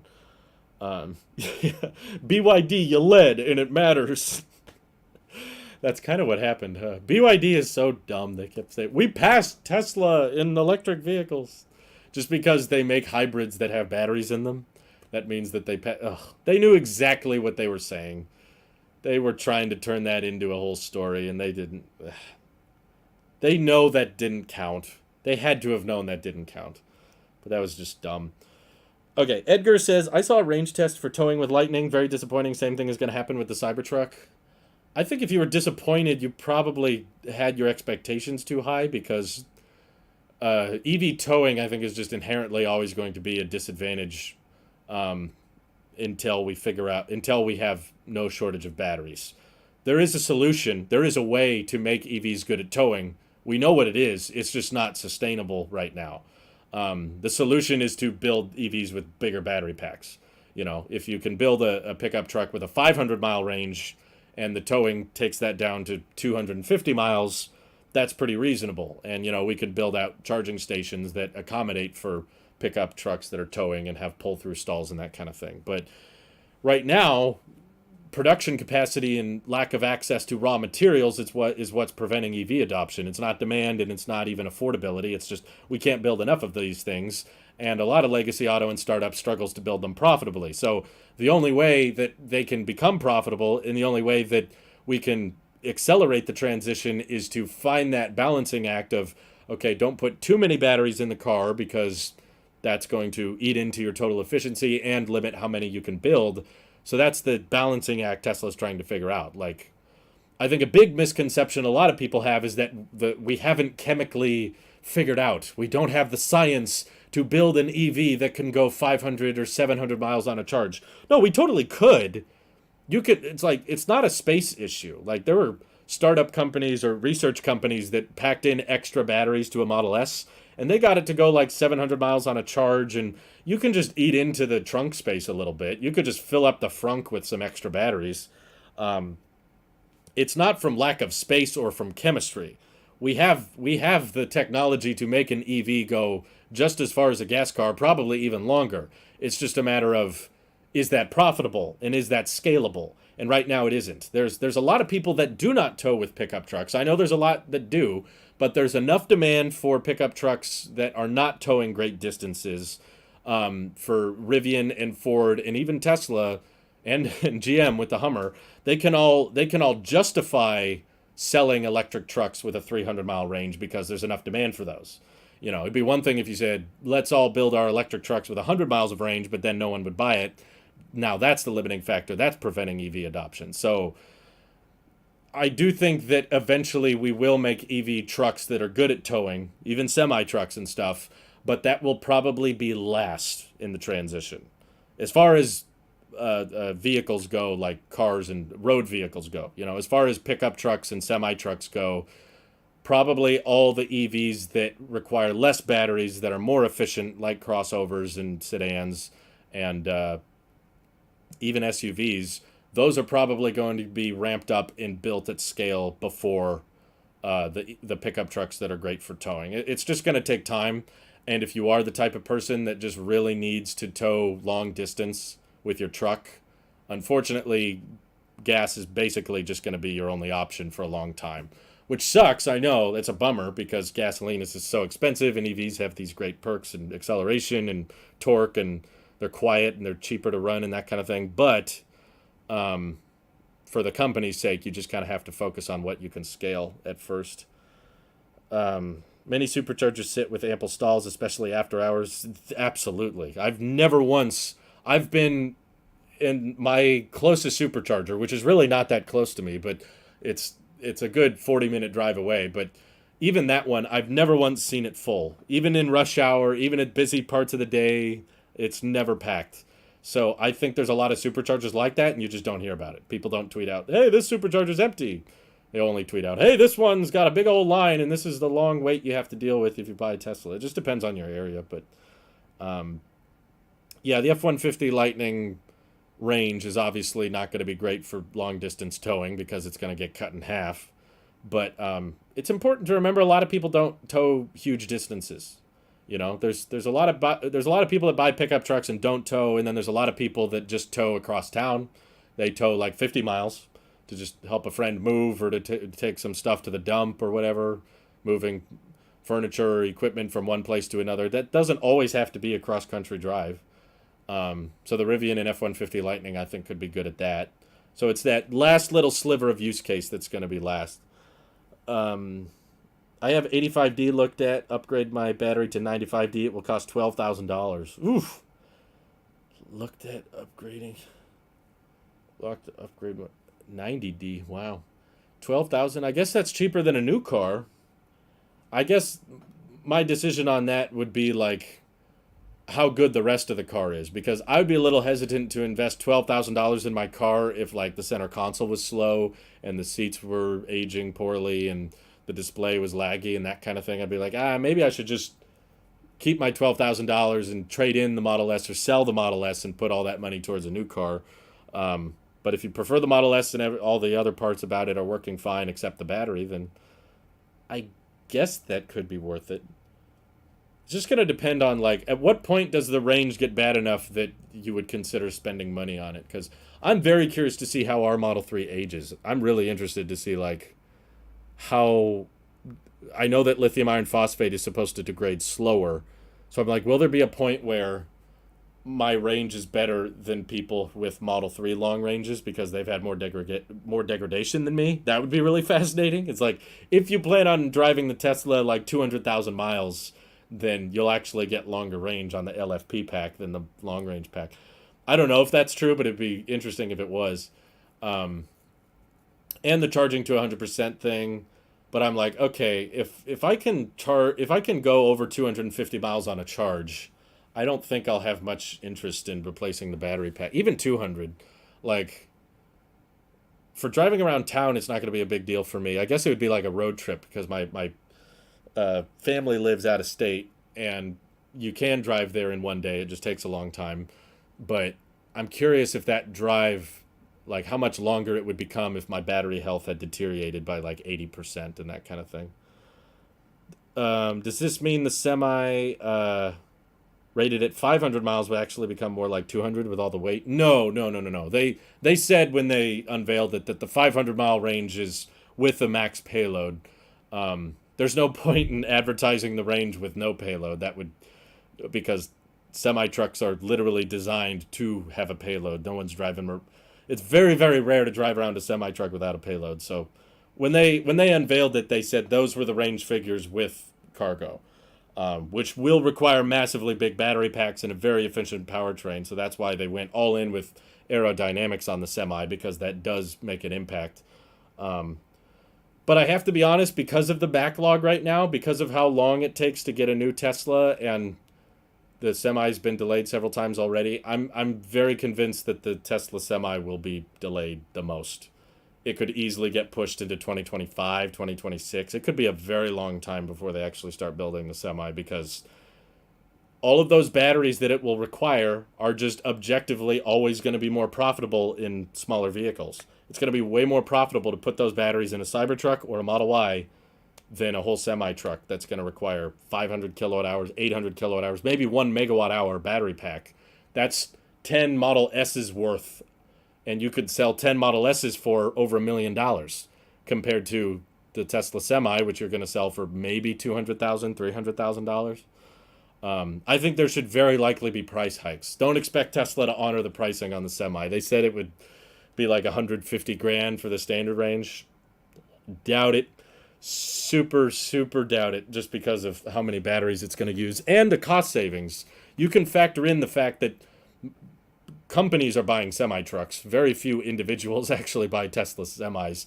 So these companies are buying them for the cost savings. That's ultimately what it comes down to. How much does it cost to operate? And yes, if any company buys a semi-truck, they're going to probably own it and drive it for 5, 8, maybe 10 years, maybe longer, depending on how hard the miles were on the truck. So they're going to want to know the total cost of ownership over those 10 years. They don't really care so much about the upfront cost. If that lowers the ownership cost, it's worth it. So I think Tesla could easily get away with charging $200,000 or $300,000 for the semi-truck if they're able to showcase, like, hey, but here's how much you'll pay in charging. So over the life of the vehicle, this is cheaper than a diesel semi-truck. That alone, I think, will make the companies go, okay, it's worth it, because they're going to drive those things a lot and they're going to be moving cargo constantly. So they could get away with charging a lot more for the semi-truck, and I still think companies would pay for it. But they're not going to be happy, obviously, because they'll likely have to they put down, $20,000 deposits and then find out that there's massive price hikes. Many people will back out, but I think that the supply of the Tesla Semi is going to be so dang low that it won't matter, or the profit margins on all of other Tesla's vehicles will be so high that Tesla will comfortably lose money on the Semi. They'll be like, it's not profitable, but whatever. We make so much money from the Model Y and the Cybertruck anyway. Seriously, like the Model Y is the most profitable vehicle they make, and it's likely that next year they're going to build over 1 million of them. That's pretty mind-blowing. Like 1.2 million Model Ys, all with 30% margin or something crazy high like that. Yeah, they can afford to sell the Semi at a loss if demand is a problem. I am not convinced demand will be a problem, but I guess there's a greater risk of the Tesla Semi having a demand problem than the Cybertruck. Like, because I was thinking someone might use that same logic. Like, well, Drew, if they're so profitable on the Model Y, why don't they just sell the Cybertruck at a loss? Demand. Demand is crazy high for the Cybertruck, higher than any other vehicle right now in the world. And they can afford to lose 80% of their reservations, and there would still be a backlog. There would still be a 1 to 2 year wait, even if 80 to 90% of people cancel, just because Cybertruck is not going to ramp that quickly. It's going to, I think, ramp like a Model S and X, which they've been building the refreshed Model S for over a year now, and they're still not at the full run rate of 100. They're still not at the targeted run rate of 100,000 a year.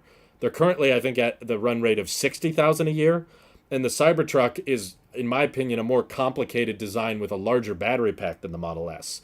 So I think, if anything, we should expect the Cybertruck to take longer to ramp than the Model S and X, which already have huge wait times and very high prices. So that's why I'm anticipating Cybertruck will cost over $100,000, and people will pay it because there's that much demand for it.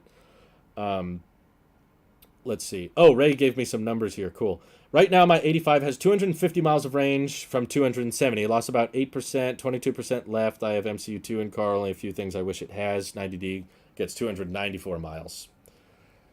I mean, I'm not an EV owner yet, Ray, so I don't know how much of a difference that makes on your road trips, but to me, that sounds like it wouldn't make a big impact. To me, like, 250 mile range, as long as you can supercharge and stuff, that should still get you where you need to go in a reasonable amount of time. And I don't think 294 miles would, it would probably end up saving you, I could be wrong, but I think that would end up saving you like 20 minutes on a road trip. Is that extra 20 minutes worth $12,000? I don't know what your financial situation is, but I'd say put that money towards like Tesla stock or something else. I'm not giving investment advice. Do your own research, and I'm not a financial advisor, but that's what I would rather do. I would not pay $12,000 for an extra 44 miles of range. To me, that doesn't sound like a big impact. Do you think the Rivian SUV will be competitive enough with the Tesla Model X? Yeah, I honestly think a lot of people would choose the R1S over the Model X for the acceleration and the storage space and the fact that the 7-seater is standard, and it should be substantially cheaper. Rivian doesn't let you lock in prices anymore. But at the same time, I still think that even if the R1S starts at $80,000, I think they said originally they want it to... They'll do a standard range version with LFP, and that one's going to be like $72,000. Oh my God, I just got excited at that existence of a vehicle. I'm like, man, it'll be a 7-seater full-size SUV with lithium iron phosphate for like $72,000. I think that's what they said they want it to cost, but they don't let you lock in that price anymore. So there's a chance that if you haven't reserved one yet, it might end up costing more than that. But Model X right now is $121,000. So even if the R1S is $100,000, that's still cheaper, and it has great range, it has good charging speed, it has lots of storage space, you don't have to pay extra for the 7 seats, it's very fast, and you can utilize a roof rack. You can't do a roof rack with the Model X, which I think is a huge downside of the Falcon Wing doors. I think the Model X is... A lot of people have said you can't compare the two because the Model X is more of a crossover, it's not a full-size SUV, but I still think people might be cross-shopping them just because they're higher range, higher price EVs with lots of storage space, and Tesla's very popular, and Rivian's coming up, and a lot of people are watching them and checking them out. So, yeah, I would say it's very competitive, but they're not competitive in the sense that Tesla is losing people. I don't think there's a big loss in Model X revenue because of the R1S existence. The truth is there's still a huge wait time on the Model X, and there's so many people buying them. The Model X actually outsold the Bolt in the US, which is pretty insane. So there's a ton of people buying Model X's, so I'm okay with there being more Model X alternatives because Tesla can't keep up with the demand for them. So, oh, Alexman says, I have a pre-order for an R1S. Nice! Congratulations. I hope you get it this year. If you want to meet up, let me know. I would absolutely love to check it out. Oh, Ray says he Ubers. 294 miles gives another hour of driving. Oh, okay. I didn't consider that. You use it for work. So you could make more money if your range lasted longer. I guess you would have to do the math on that. Do you think 1 hour of driving Uber per day or whatever, or however, I don't know how many hours of Uber driving you do a month, but how long would it take you for that $12,000 investment to pay off? I'm not sure. You'd have to figure out how much money you make on Uber each month. Being unreasonably generous to Tesla, and it could move less than half as much. Realistically, it'll be about 1/4 at most. A breakthrough in battery density / overall weight is necessary. What? I don't think I agree, Mr. Duck. Could move less than half as much. Oh, the Semi. I see what you're saying. It can move less than half. The problem in that math equation is we don't know how much the Tesla Semi weighs. A lot of people like to assume they know how much it weighs. And they go, I bet it weighs this much, and therefore the payload is this little, so therefore it's not worth it. But we don't know how much it weighs because they haven't released that spec yet. And they've said at Battery Day that they intend on using high energy dense 4680 batteries for the Semi. So not the same batteries they're using in the Model Y right now. And I think that is, I think that will allow them, because they said in their impact report that the Tesla Semi is going to have comparable payload. It'll be the same payload as a diesel semi-truck. I don't know when it'll come out. It might be many, many years before they actually build them at volume. But if they're saying to expect the Semi to have the same payload, then I think that it's going to be lighter than you think. It'll be about 1/4 at most, a breakthrough. I don't think it's a breakthrough. I just think they haven't built it at scale yet. Like, you can build very high energy dense cells. It's just not It's just not as profitable because you can't do it at scale. So it's not necessarily like a breakthrough. It's just a higher concentration of nickel in the cathode. That's really all it takes. But nickel and cobalt and stuff is expensive, so they're putting less of that in the cathodes right now so that they can ramp up production faster. And it's not even so much about cost. It's more so about access to raw materials.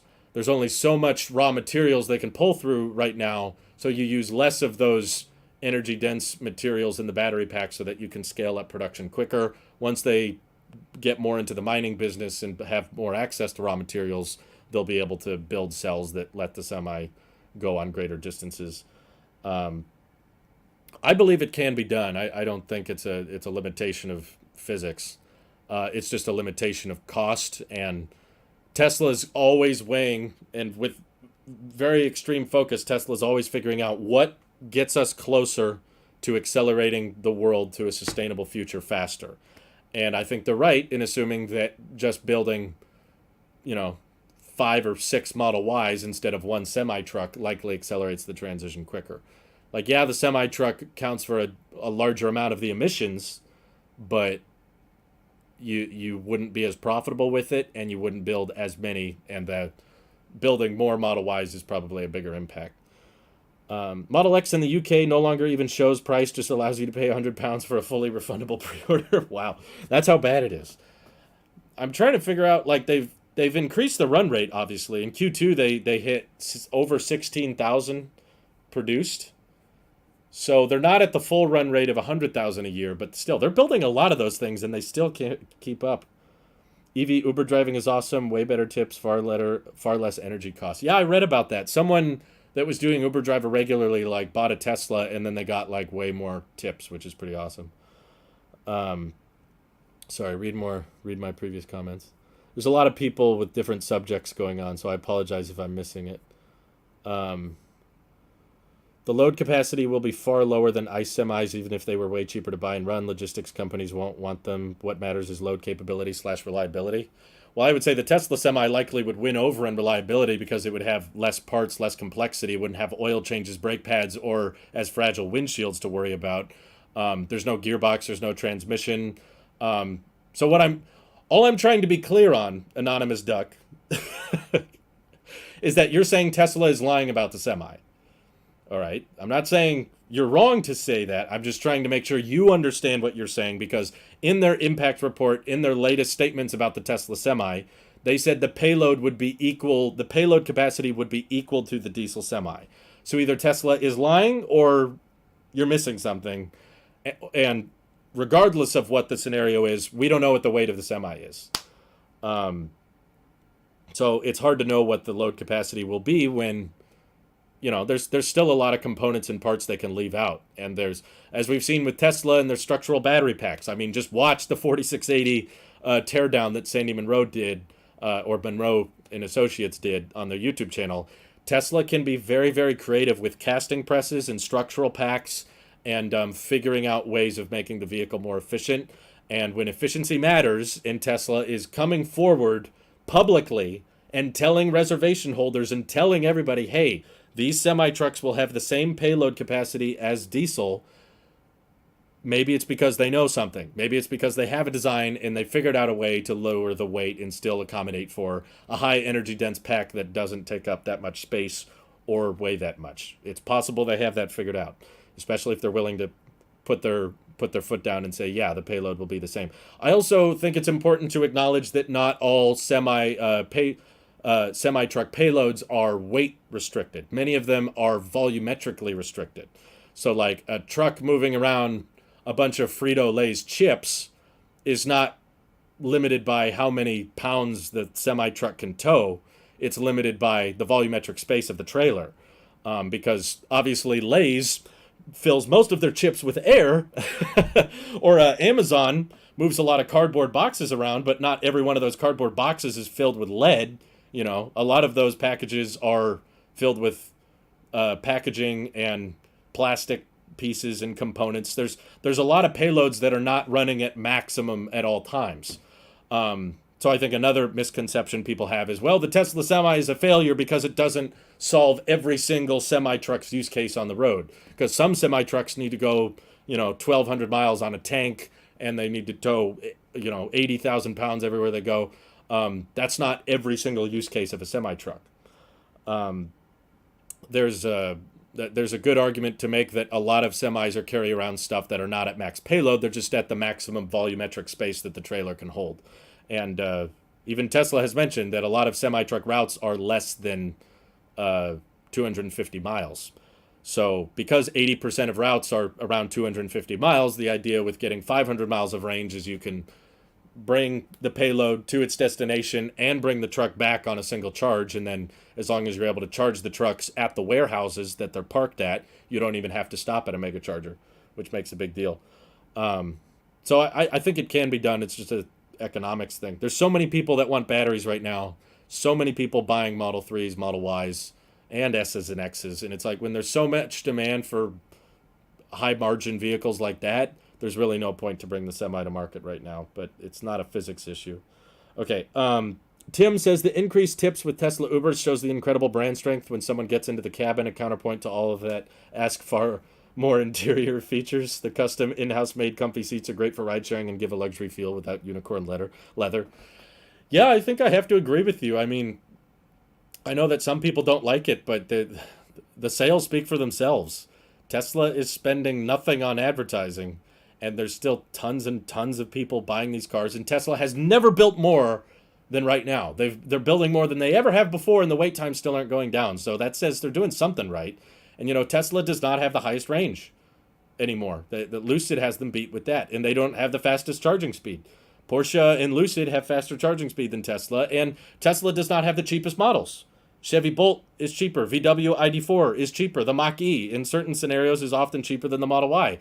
There's so many options now that are cheaper, and some that go higher range than Tesla, but they're doing something right.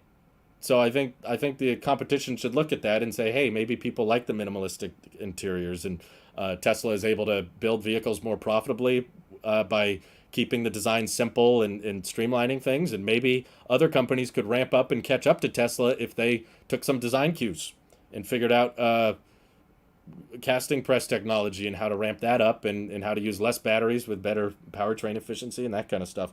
It's a real shame Lucid wants to be the company that have the highest range, because I think that's honestly severely limiting them, because they have to put these giant battery packs in their cars, despite the fact that Lucid has come up with this really incredible powertrain.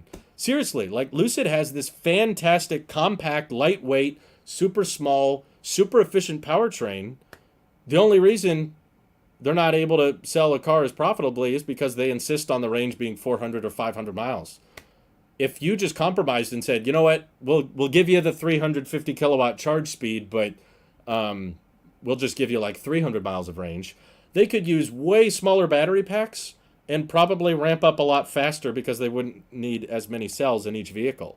So I was somewhat excited to find out that after Project Gravity, they're working on a Model 3 competitor. So they're going to work on a sedan that's smaller and more efficient than the Lucid Air, Pure and Grand Touring and all that.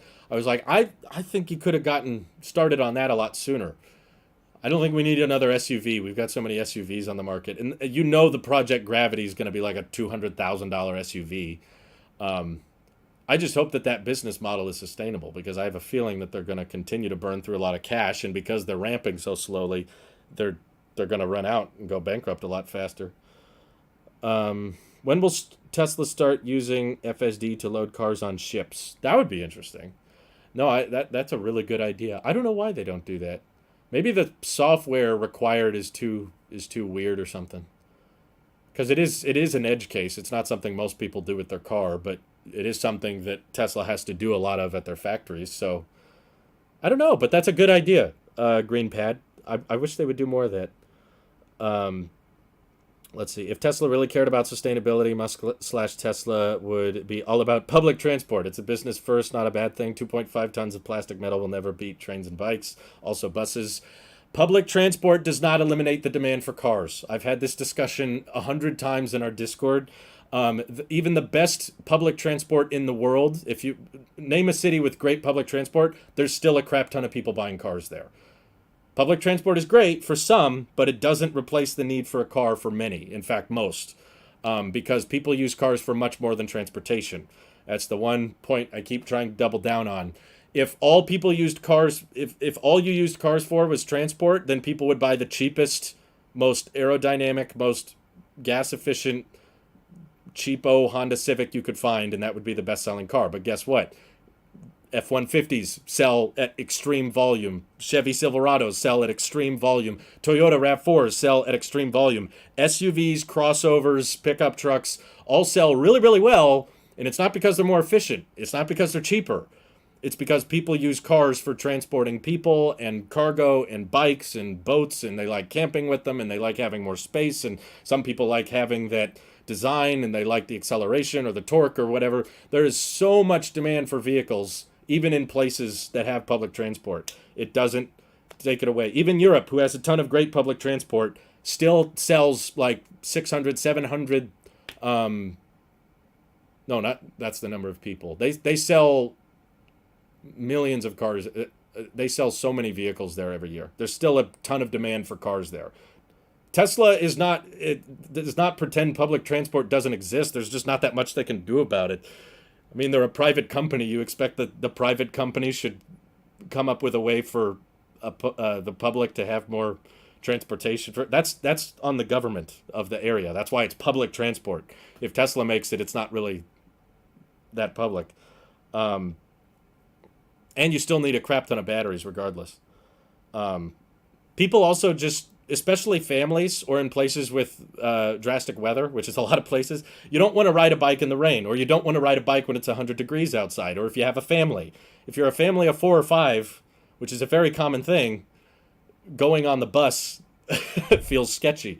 You got to sit around all these strangers, and you can't really carry a conversation, and you can't really listen to the music you want to. In a car, you can carry a conversation with its occupants. You can listen to your books. You can listen to the music you want to with the people you want to join with, and you don't have to be surrounded by strangers, especially during the pandemic. I think with viruses and stuff and germs going around, there's a reason people will still buy cars even in places that have great public transport. Make this what the point of public transport is to free up space in cities, reduce congestion. Yeah, I know what the point is. I'm just saying it doesn't alleviate the need for tons and tons of cars. Japan has a fantastic public transportation system. They've got amazing trains. They've got bus services, so well laid out. A lot of people love raving about the public transport in Japan. Fourth largest car market in the world. It's like Asia. I think it's Europe or North America next, those two, and then Japan. There's still a crap ton of people that buy cars and prefer cars, even if public transport is a thing. It's a nice to have. It's cool for people that can get by with it, but it does not kill off the need for cars. So that's what Tesla's focus on, because they're a company. Company sells products. People buy cars. You don't buy public transportation systems. There's not really a great way for Tesla to get into that field other than just signing contracts with city governments, but that's going to be more restricted, and they're going to be limited by how quickly the government moves, not how quickly they move. Get on a bus or train with other people. Have we learned nothing? Yeah. Wasn't that the whole way a lot of our germs spread is from public transport? But yeah, no, there's advantages to public transport. I don't deny they're there. I'm just saying there's this huge misconception that people have that think that, well, if we just have really good public transport, people won't buy cars. And statistically, that has been proven time and time again not true. Even when you have great public transport, people still want to buy cars because that's how they move stuff around. That's how they prefer driving around with people, and they have more control. They don't have to abide by some schedule. They don't have to sit with strangers. They don't have to worry about how stinky the other occupants in the bus are. They don't have to worry about bike riding in the rain or bike riding when it's 100 degrees outside. They can choose the music they like. They can choose the air conditioning they like. There's demand for cars regardless of how good public transport is. I'm not saying people shouldn't buy cars, just replace their daily commute. No, even daily commutes, people would rather drive cars. That's been proven too, because they want to have control over where they're sitting, and they want to have control over when they get to leave, and they prefer the interiors. A lot of people complain about Tesla for not having a luxury interior. Imagine telling those people they should take a public bus. And that's what someone threw up on last night. It's just not an enjoyable way to travel for most, because you got to stop. Like Scott said, I'm with Scott. It's not overpopulation. Our problem is overcrowding. Scoot the heck over. I like my 40-minute car ride to work. Yeah, there's a lot of people that would much rather drive themselves, even if it's cheaper or technically more efficient, to take a bus. And if your argument is, well, we should force people to stop buying cars, that's a more political argument. We're going to force people to take public transportation because that's better for the environment. That I don't think we're going to get to.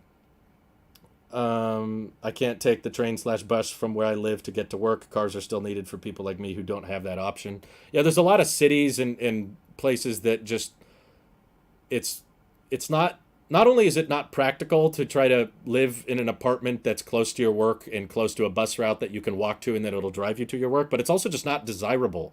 I think a lot of people just say, well, it's because the city was designed poorly. The city was made out to be bad and to force you to buy a car. It's like, no, I think just some people don't want to live in the major city. They like living far away from all the busy roads and traffics. They like living with land and space between their neighbors. They like having some property around them so that they can have trees and, a nice yard to look at, or a garden or some livestock, or, they like having animals and a dog that can run around, or horses and that kind of thing. They like having space, and they're comfortable investing in a car that's nice so that they can buy property in a cheaper area and drive to work, even if that involves a commute. And that's why a lot of people buy these cars with the self-driving systems and massaging seats and heated seats and cooling seats, is to make that commute more comfortable. And you're just not going to get buses with massaging seats and ventilated seats or heated seats or speaker systems that sound as good, or just dealing with people. That's kind of what It's a very American thing, I know, but that's kind of what a lot of the country was founded on, was freedom. You get the freedom to go where you want, when you want, how you want. That's what cars are about. Um, when do you want to leave? When do you want to go to dinner tonight? Yeah, when we feel like it. Instead of, oh, let me check the bus schedule, or let me check the tram schedule. Hopefully there's a tram station, or there's a bus stop and it picks us up at the right time. And hopefully the people on the bus aren't creepy. And hopefully there's no armed people on the bus. There's been all kinds of crazy problems with that and crime going on and people you have to deal with on public buses. Um, you're not going to force people to all live on top of each other. People want to live away from the major cities. We could have trees and space in the city like we used to. No, not really, because inherently cities build up on top of each other. So if you're building apartments and that's the only way you can have a bus route that gets people to their job, those people living up in those apartments aren't going to have space for their living scenarios. They're not going to have a yard and stuff or gardens and that kind of thing. Or they're going to be severely limited, and they're going to have to deal with the people around them. It's okay, and I think totally understandable. Maybe because I live in a rural area, I understand it, but it's totally makes sense as to why not everybody wants to live in a major city and use public transport, even when it's an option. They would rather have their own house with their own land and their own property and space between neighbors and stuff. If I could not have a car, I would get an e-bike. If you could live with an e-bike, great. But I just understand why, like, a family of 5 still needs an SUV, even when e-bikes exist. Let's see. I know people who do spend most of their mornings and nights, hours at a time, to take a work-sanctioned shuttle. That's cray-cray to me. That's too expensive. If you ask me, my time's worth more. Yeah, I've heard of that, too. You get your e-bike e-jacked. That's true. I can't say that. Bikes love to be stolen. That's true. I don't need my wallet or security badge stolen on the bus. I just think it's funny on one hand that we have people saying, like, this seat feels more comfortable, and oh, I wish they would get ventilated seats, or oh, I like the heated seat option, or I like the HVAC controls and this feels more comfortable. And at the same time, you have people saying, man, I wish everyone would just take a bus. It's like, yeah, because that's far more comfortable, right? I mean, sure, it's cheaper. I'm glad it's there for those who can't afford a car or would rather save money and take a bus. If you're comfortable with it, that's fine. But I've got experience with it. I had to take a public bus to college lots of times. And when I was younger, I wasn't working very much and I wasn't making very much. So I saved a lot on gas by taking the bus to college. Did that make me not want a car? Heck no. I never wanted a Tesla more than when I was riding the bus to college. I wasn't thinking, wow, public transport is so amazing. I was like, man, there's some creepy people here. This is not comfortable. The suspension is bouncing up and down, and we have to stop at all these places that I don't need to go to. Oh, I still very much wanted a car that I could drive around with. I just didn't have much money at the time, so I just had to live with it. But the difference is you don't pay $100K for a bus. No, I know that's a big difference. But my point is, the bus existing doesn't take away the demand for the vehicles. That's my point. It's great that they're there. I'm not saying we shouldn't have public transport, and I'm fine with it. If cities want to implement it, that's their call. If they can look into their budget and say, hey, we can build a train, or hey, we can build a bus, then good for them. But don't expect public transport to kill off, or say that Tesla and Elon don't care about the environment because they don't support public transport. I don't even know how you support it. It's a company. They don't work with the city government like that. I mean, Tesla actively built Giga Berlin at the end of a rail station so that the employees that work at Giga Berlin can take a train to the factory. So it's not that Tesla doesn't know public transport exists, and they'll make it easier for employees to get to the factory using a train. But the biggest misconception is just that, well, if you do more public transport, people won't buy cars. It's not true. People still buy cars. Lots of people still buy cars. Do I have kids? I do not currently, no, but I could in the future. It's possible. Let's see. Chicago's down 1,000 police cars. I didn't know police officers. That is scary. I got my license and no longer had to take the bus. It was amazing with literally pick up my friends who didn't have their license yet so they wouldn't have to take the bus. Exactly. There you go. Everyone was so excited to stop taking the bus. It's kind of like saying, I don't know. I'm trying to think of a comparison. It's like saying you can buy a flip phone for $5 so no one's going to buy an iPhone. You know, that kind of thing. It's like, yeah, you can buy a cell phone for much cheaper. That doesn't change the demand for iPhones, though. About it taking away demand, I never objected to it. Well, I just think that you were implying it by saying, what did you say earlier? If Tesla really cared, they would be all about public transport. It's a business first, not a bad thing. 2.5 tons of plastic metal will never beat trains, bikes.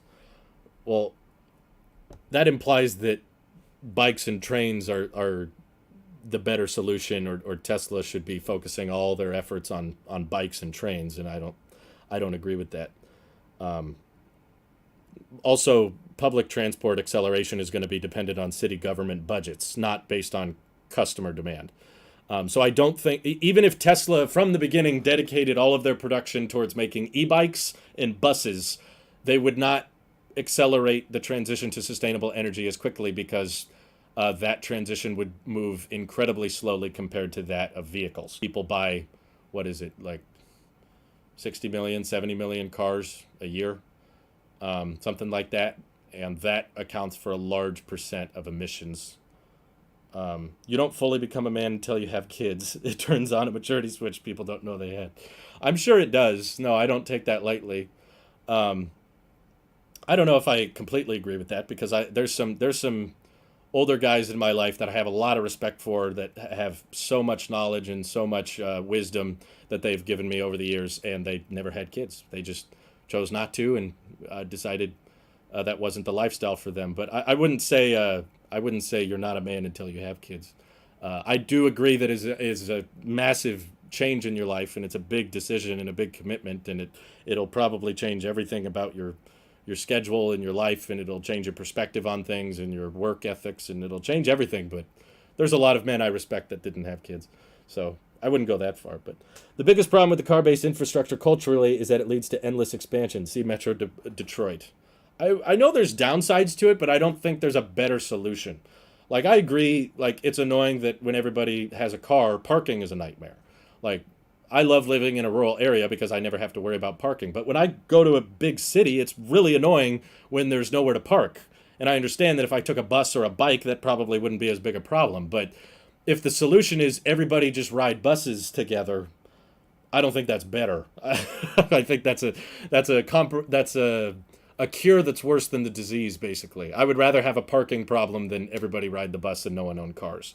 So there's downsides, I'm sure, to everyone owning cars and everybody having their own garage space, and you got to buy houses that accommodate for the garage space. And, like, I'm sure there's more efficient ways for humanity to live if we all lived within a 500 square foot apartment, and we powered all of the apartments with these really efficient wirings and water plumbing, and we wouldn't have to build individual houses and be spaced out so much. We could probably save a lot of energy if we all crammed together and lived on top of each other, but I don't think it would be as enjoyable. And I don't want to live in a country where that's required.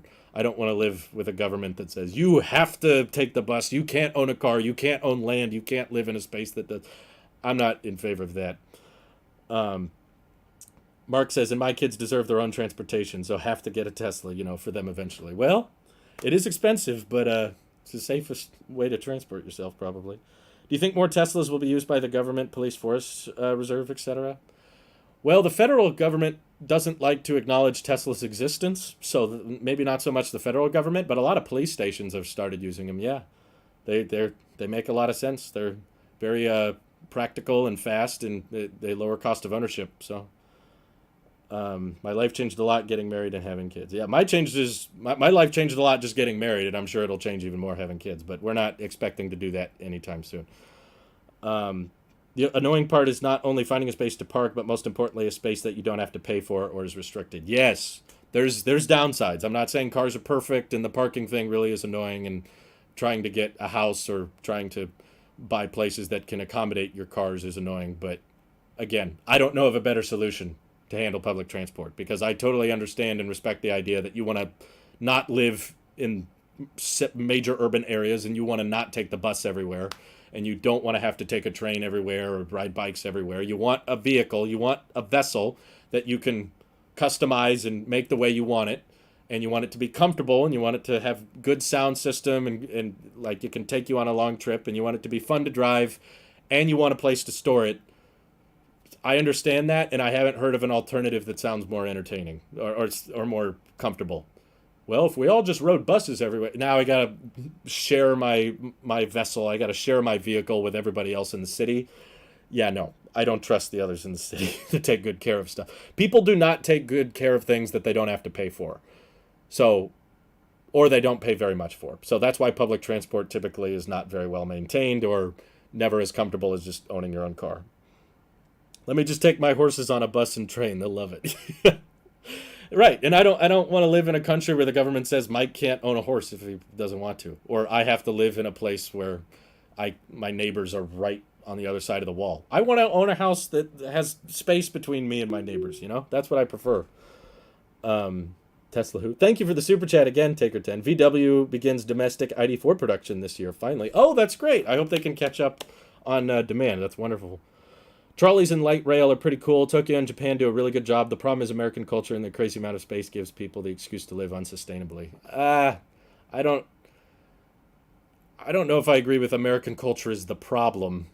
It's a culture. I think it's borderline offensive to tell someone the way they like to live is wrong. You should just stop wanting to live that way. How dare you want to have your own space and to have property and to have livestock? By the way, you're saying trolleys and light rail in Tokyo are really good. Japan is the 4th largest car market in the world. Tons of cars sell in Japan. So that once again proves my point that even if we had as great as light rail and trolleys as Japan did, we would still have a bunch of people buying cars. I don't think you're going to replace everybody buying F-150s with trains.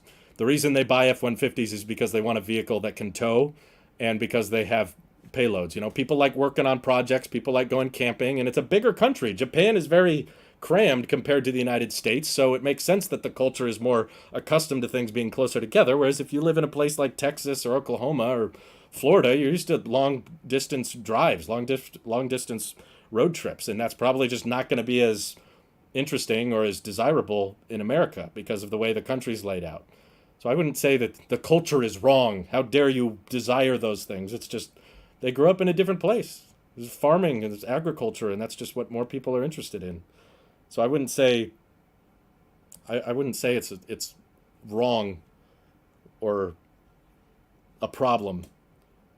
I disagree with that, I guess, but people need to spread out. That's the answer. How do we facilitate that? I think it's by having more independence in energy, using more water that you pump from the ground locally and using energy that hits your house from the sun, and instead of relying on the grid, and just becoming more independent, I think is the future. That's what's more efficient, is not packing everyone together because that sounds miserable, but letting people cover their own needs, cover their own energy needs. Have no cars, pay 400% tax on this tea. People want their cars, even with public transport being a thing. I'm not going to go camping via light rail system. People are going to want to move stuff around with their own cars. If cities were designed for people, not cars, it would be far nicer to live in cities. It may be nicer, but it doesn't change the demand for cars, like Japan has proven. You must live in the suburbs. Public transport is fun and amazing and compatible with bikes and shared vehicles. Yeah, right. Sure. You keep telling yourself that. Robotaxi is somewhat of a middle ground between individual vessels and public transport. Yeah, that's part of the reason I'm not a huge fan of robotaxis, because I don't think they would be maintained and people wouldn't take good care of it. I would rather own my car and not let strangers drive it around. Again, just like Scott said, and just like I said, we've taken public transport before, and we couldn't wait to get our own vehicle. We were so excited to get one. Won't change the demand. So if your mindset is we need to change everyone's way of thinking, you have a dangerous view of government. Everyone needs to think this way, and if they want to live in a more rural area, they are wrong to think that way. How dare you desire certain things? Everyone likes this color. Everyone prefers this music. It's weird. Big city life is different. There are a lot of jobs in small space. It is full of taxis and trucks. There's a lot more commercial traffic. Oh yeah, it's different. I just understand why not everyone wants to live in a major city. So that's why buses and trolleys don't work everywhere. And that's why Japan is the fourth largest car market, despite having great public transport. Anyway, we go in circles on this anyway. I've been live streaming way too long. It's getting hot. I'm ready for dinner. If we keep spreading out until everyone has space, then what happens to the wild space in front? We have so much room before that happens. We have so much. We're not even close to running out of that kind of space. Don't worry. If you keep piling people on top of each other, that's not a great solution either in the city, because buildings get taller and people get more crowded, and crime goes up in cities and rent is higher in cities. So I understand. Oh my God. See, I'm still going. We've got plenty of room. Anyway, thank you all for tuning in, and I hope you have an excellent rest of your day. Take care. Oh, before I forget, I want to just thank our Patreon members one more time before we leave. Joshua Vinnick, Dennis P., Dr. Mark Choi, dentist in the Woodland area, Bennett Williams, Joshua Levitsky, Robert Brindle. Thank you so much for your support over on Patreon. The Tesla fund is complete. We have filled the fund, so it's just a matter of time before the vehicle's ready. We're just waiting on Tesla at this point, and I'm excited to do all kinds of videos on it. So anyway, thank you all for tuning in. Have an excellent rest of your day. Bye-bye.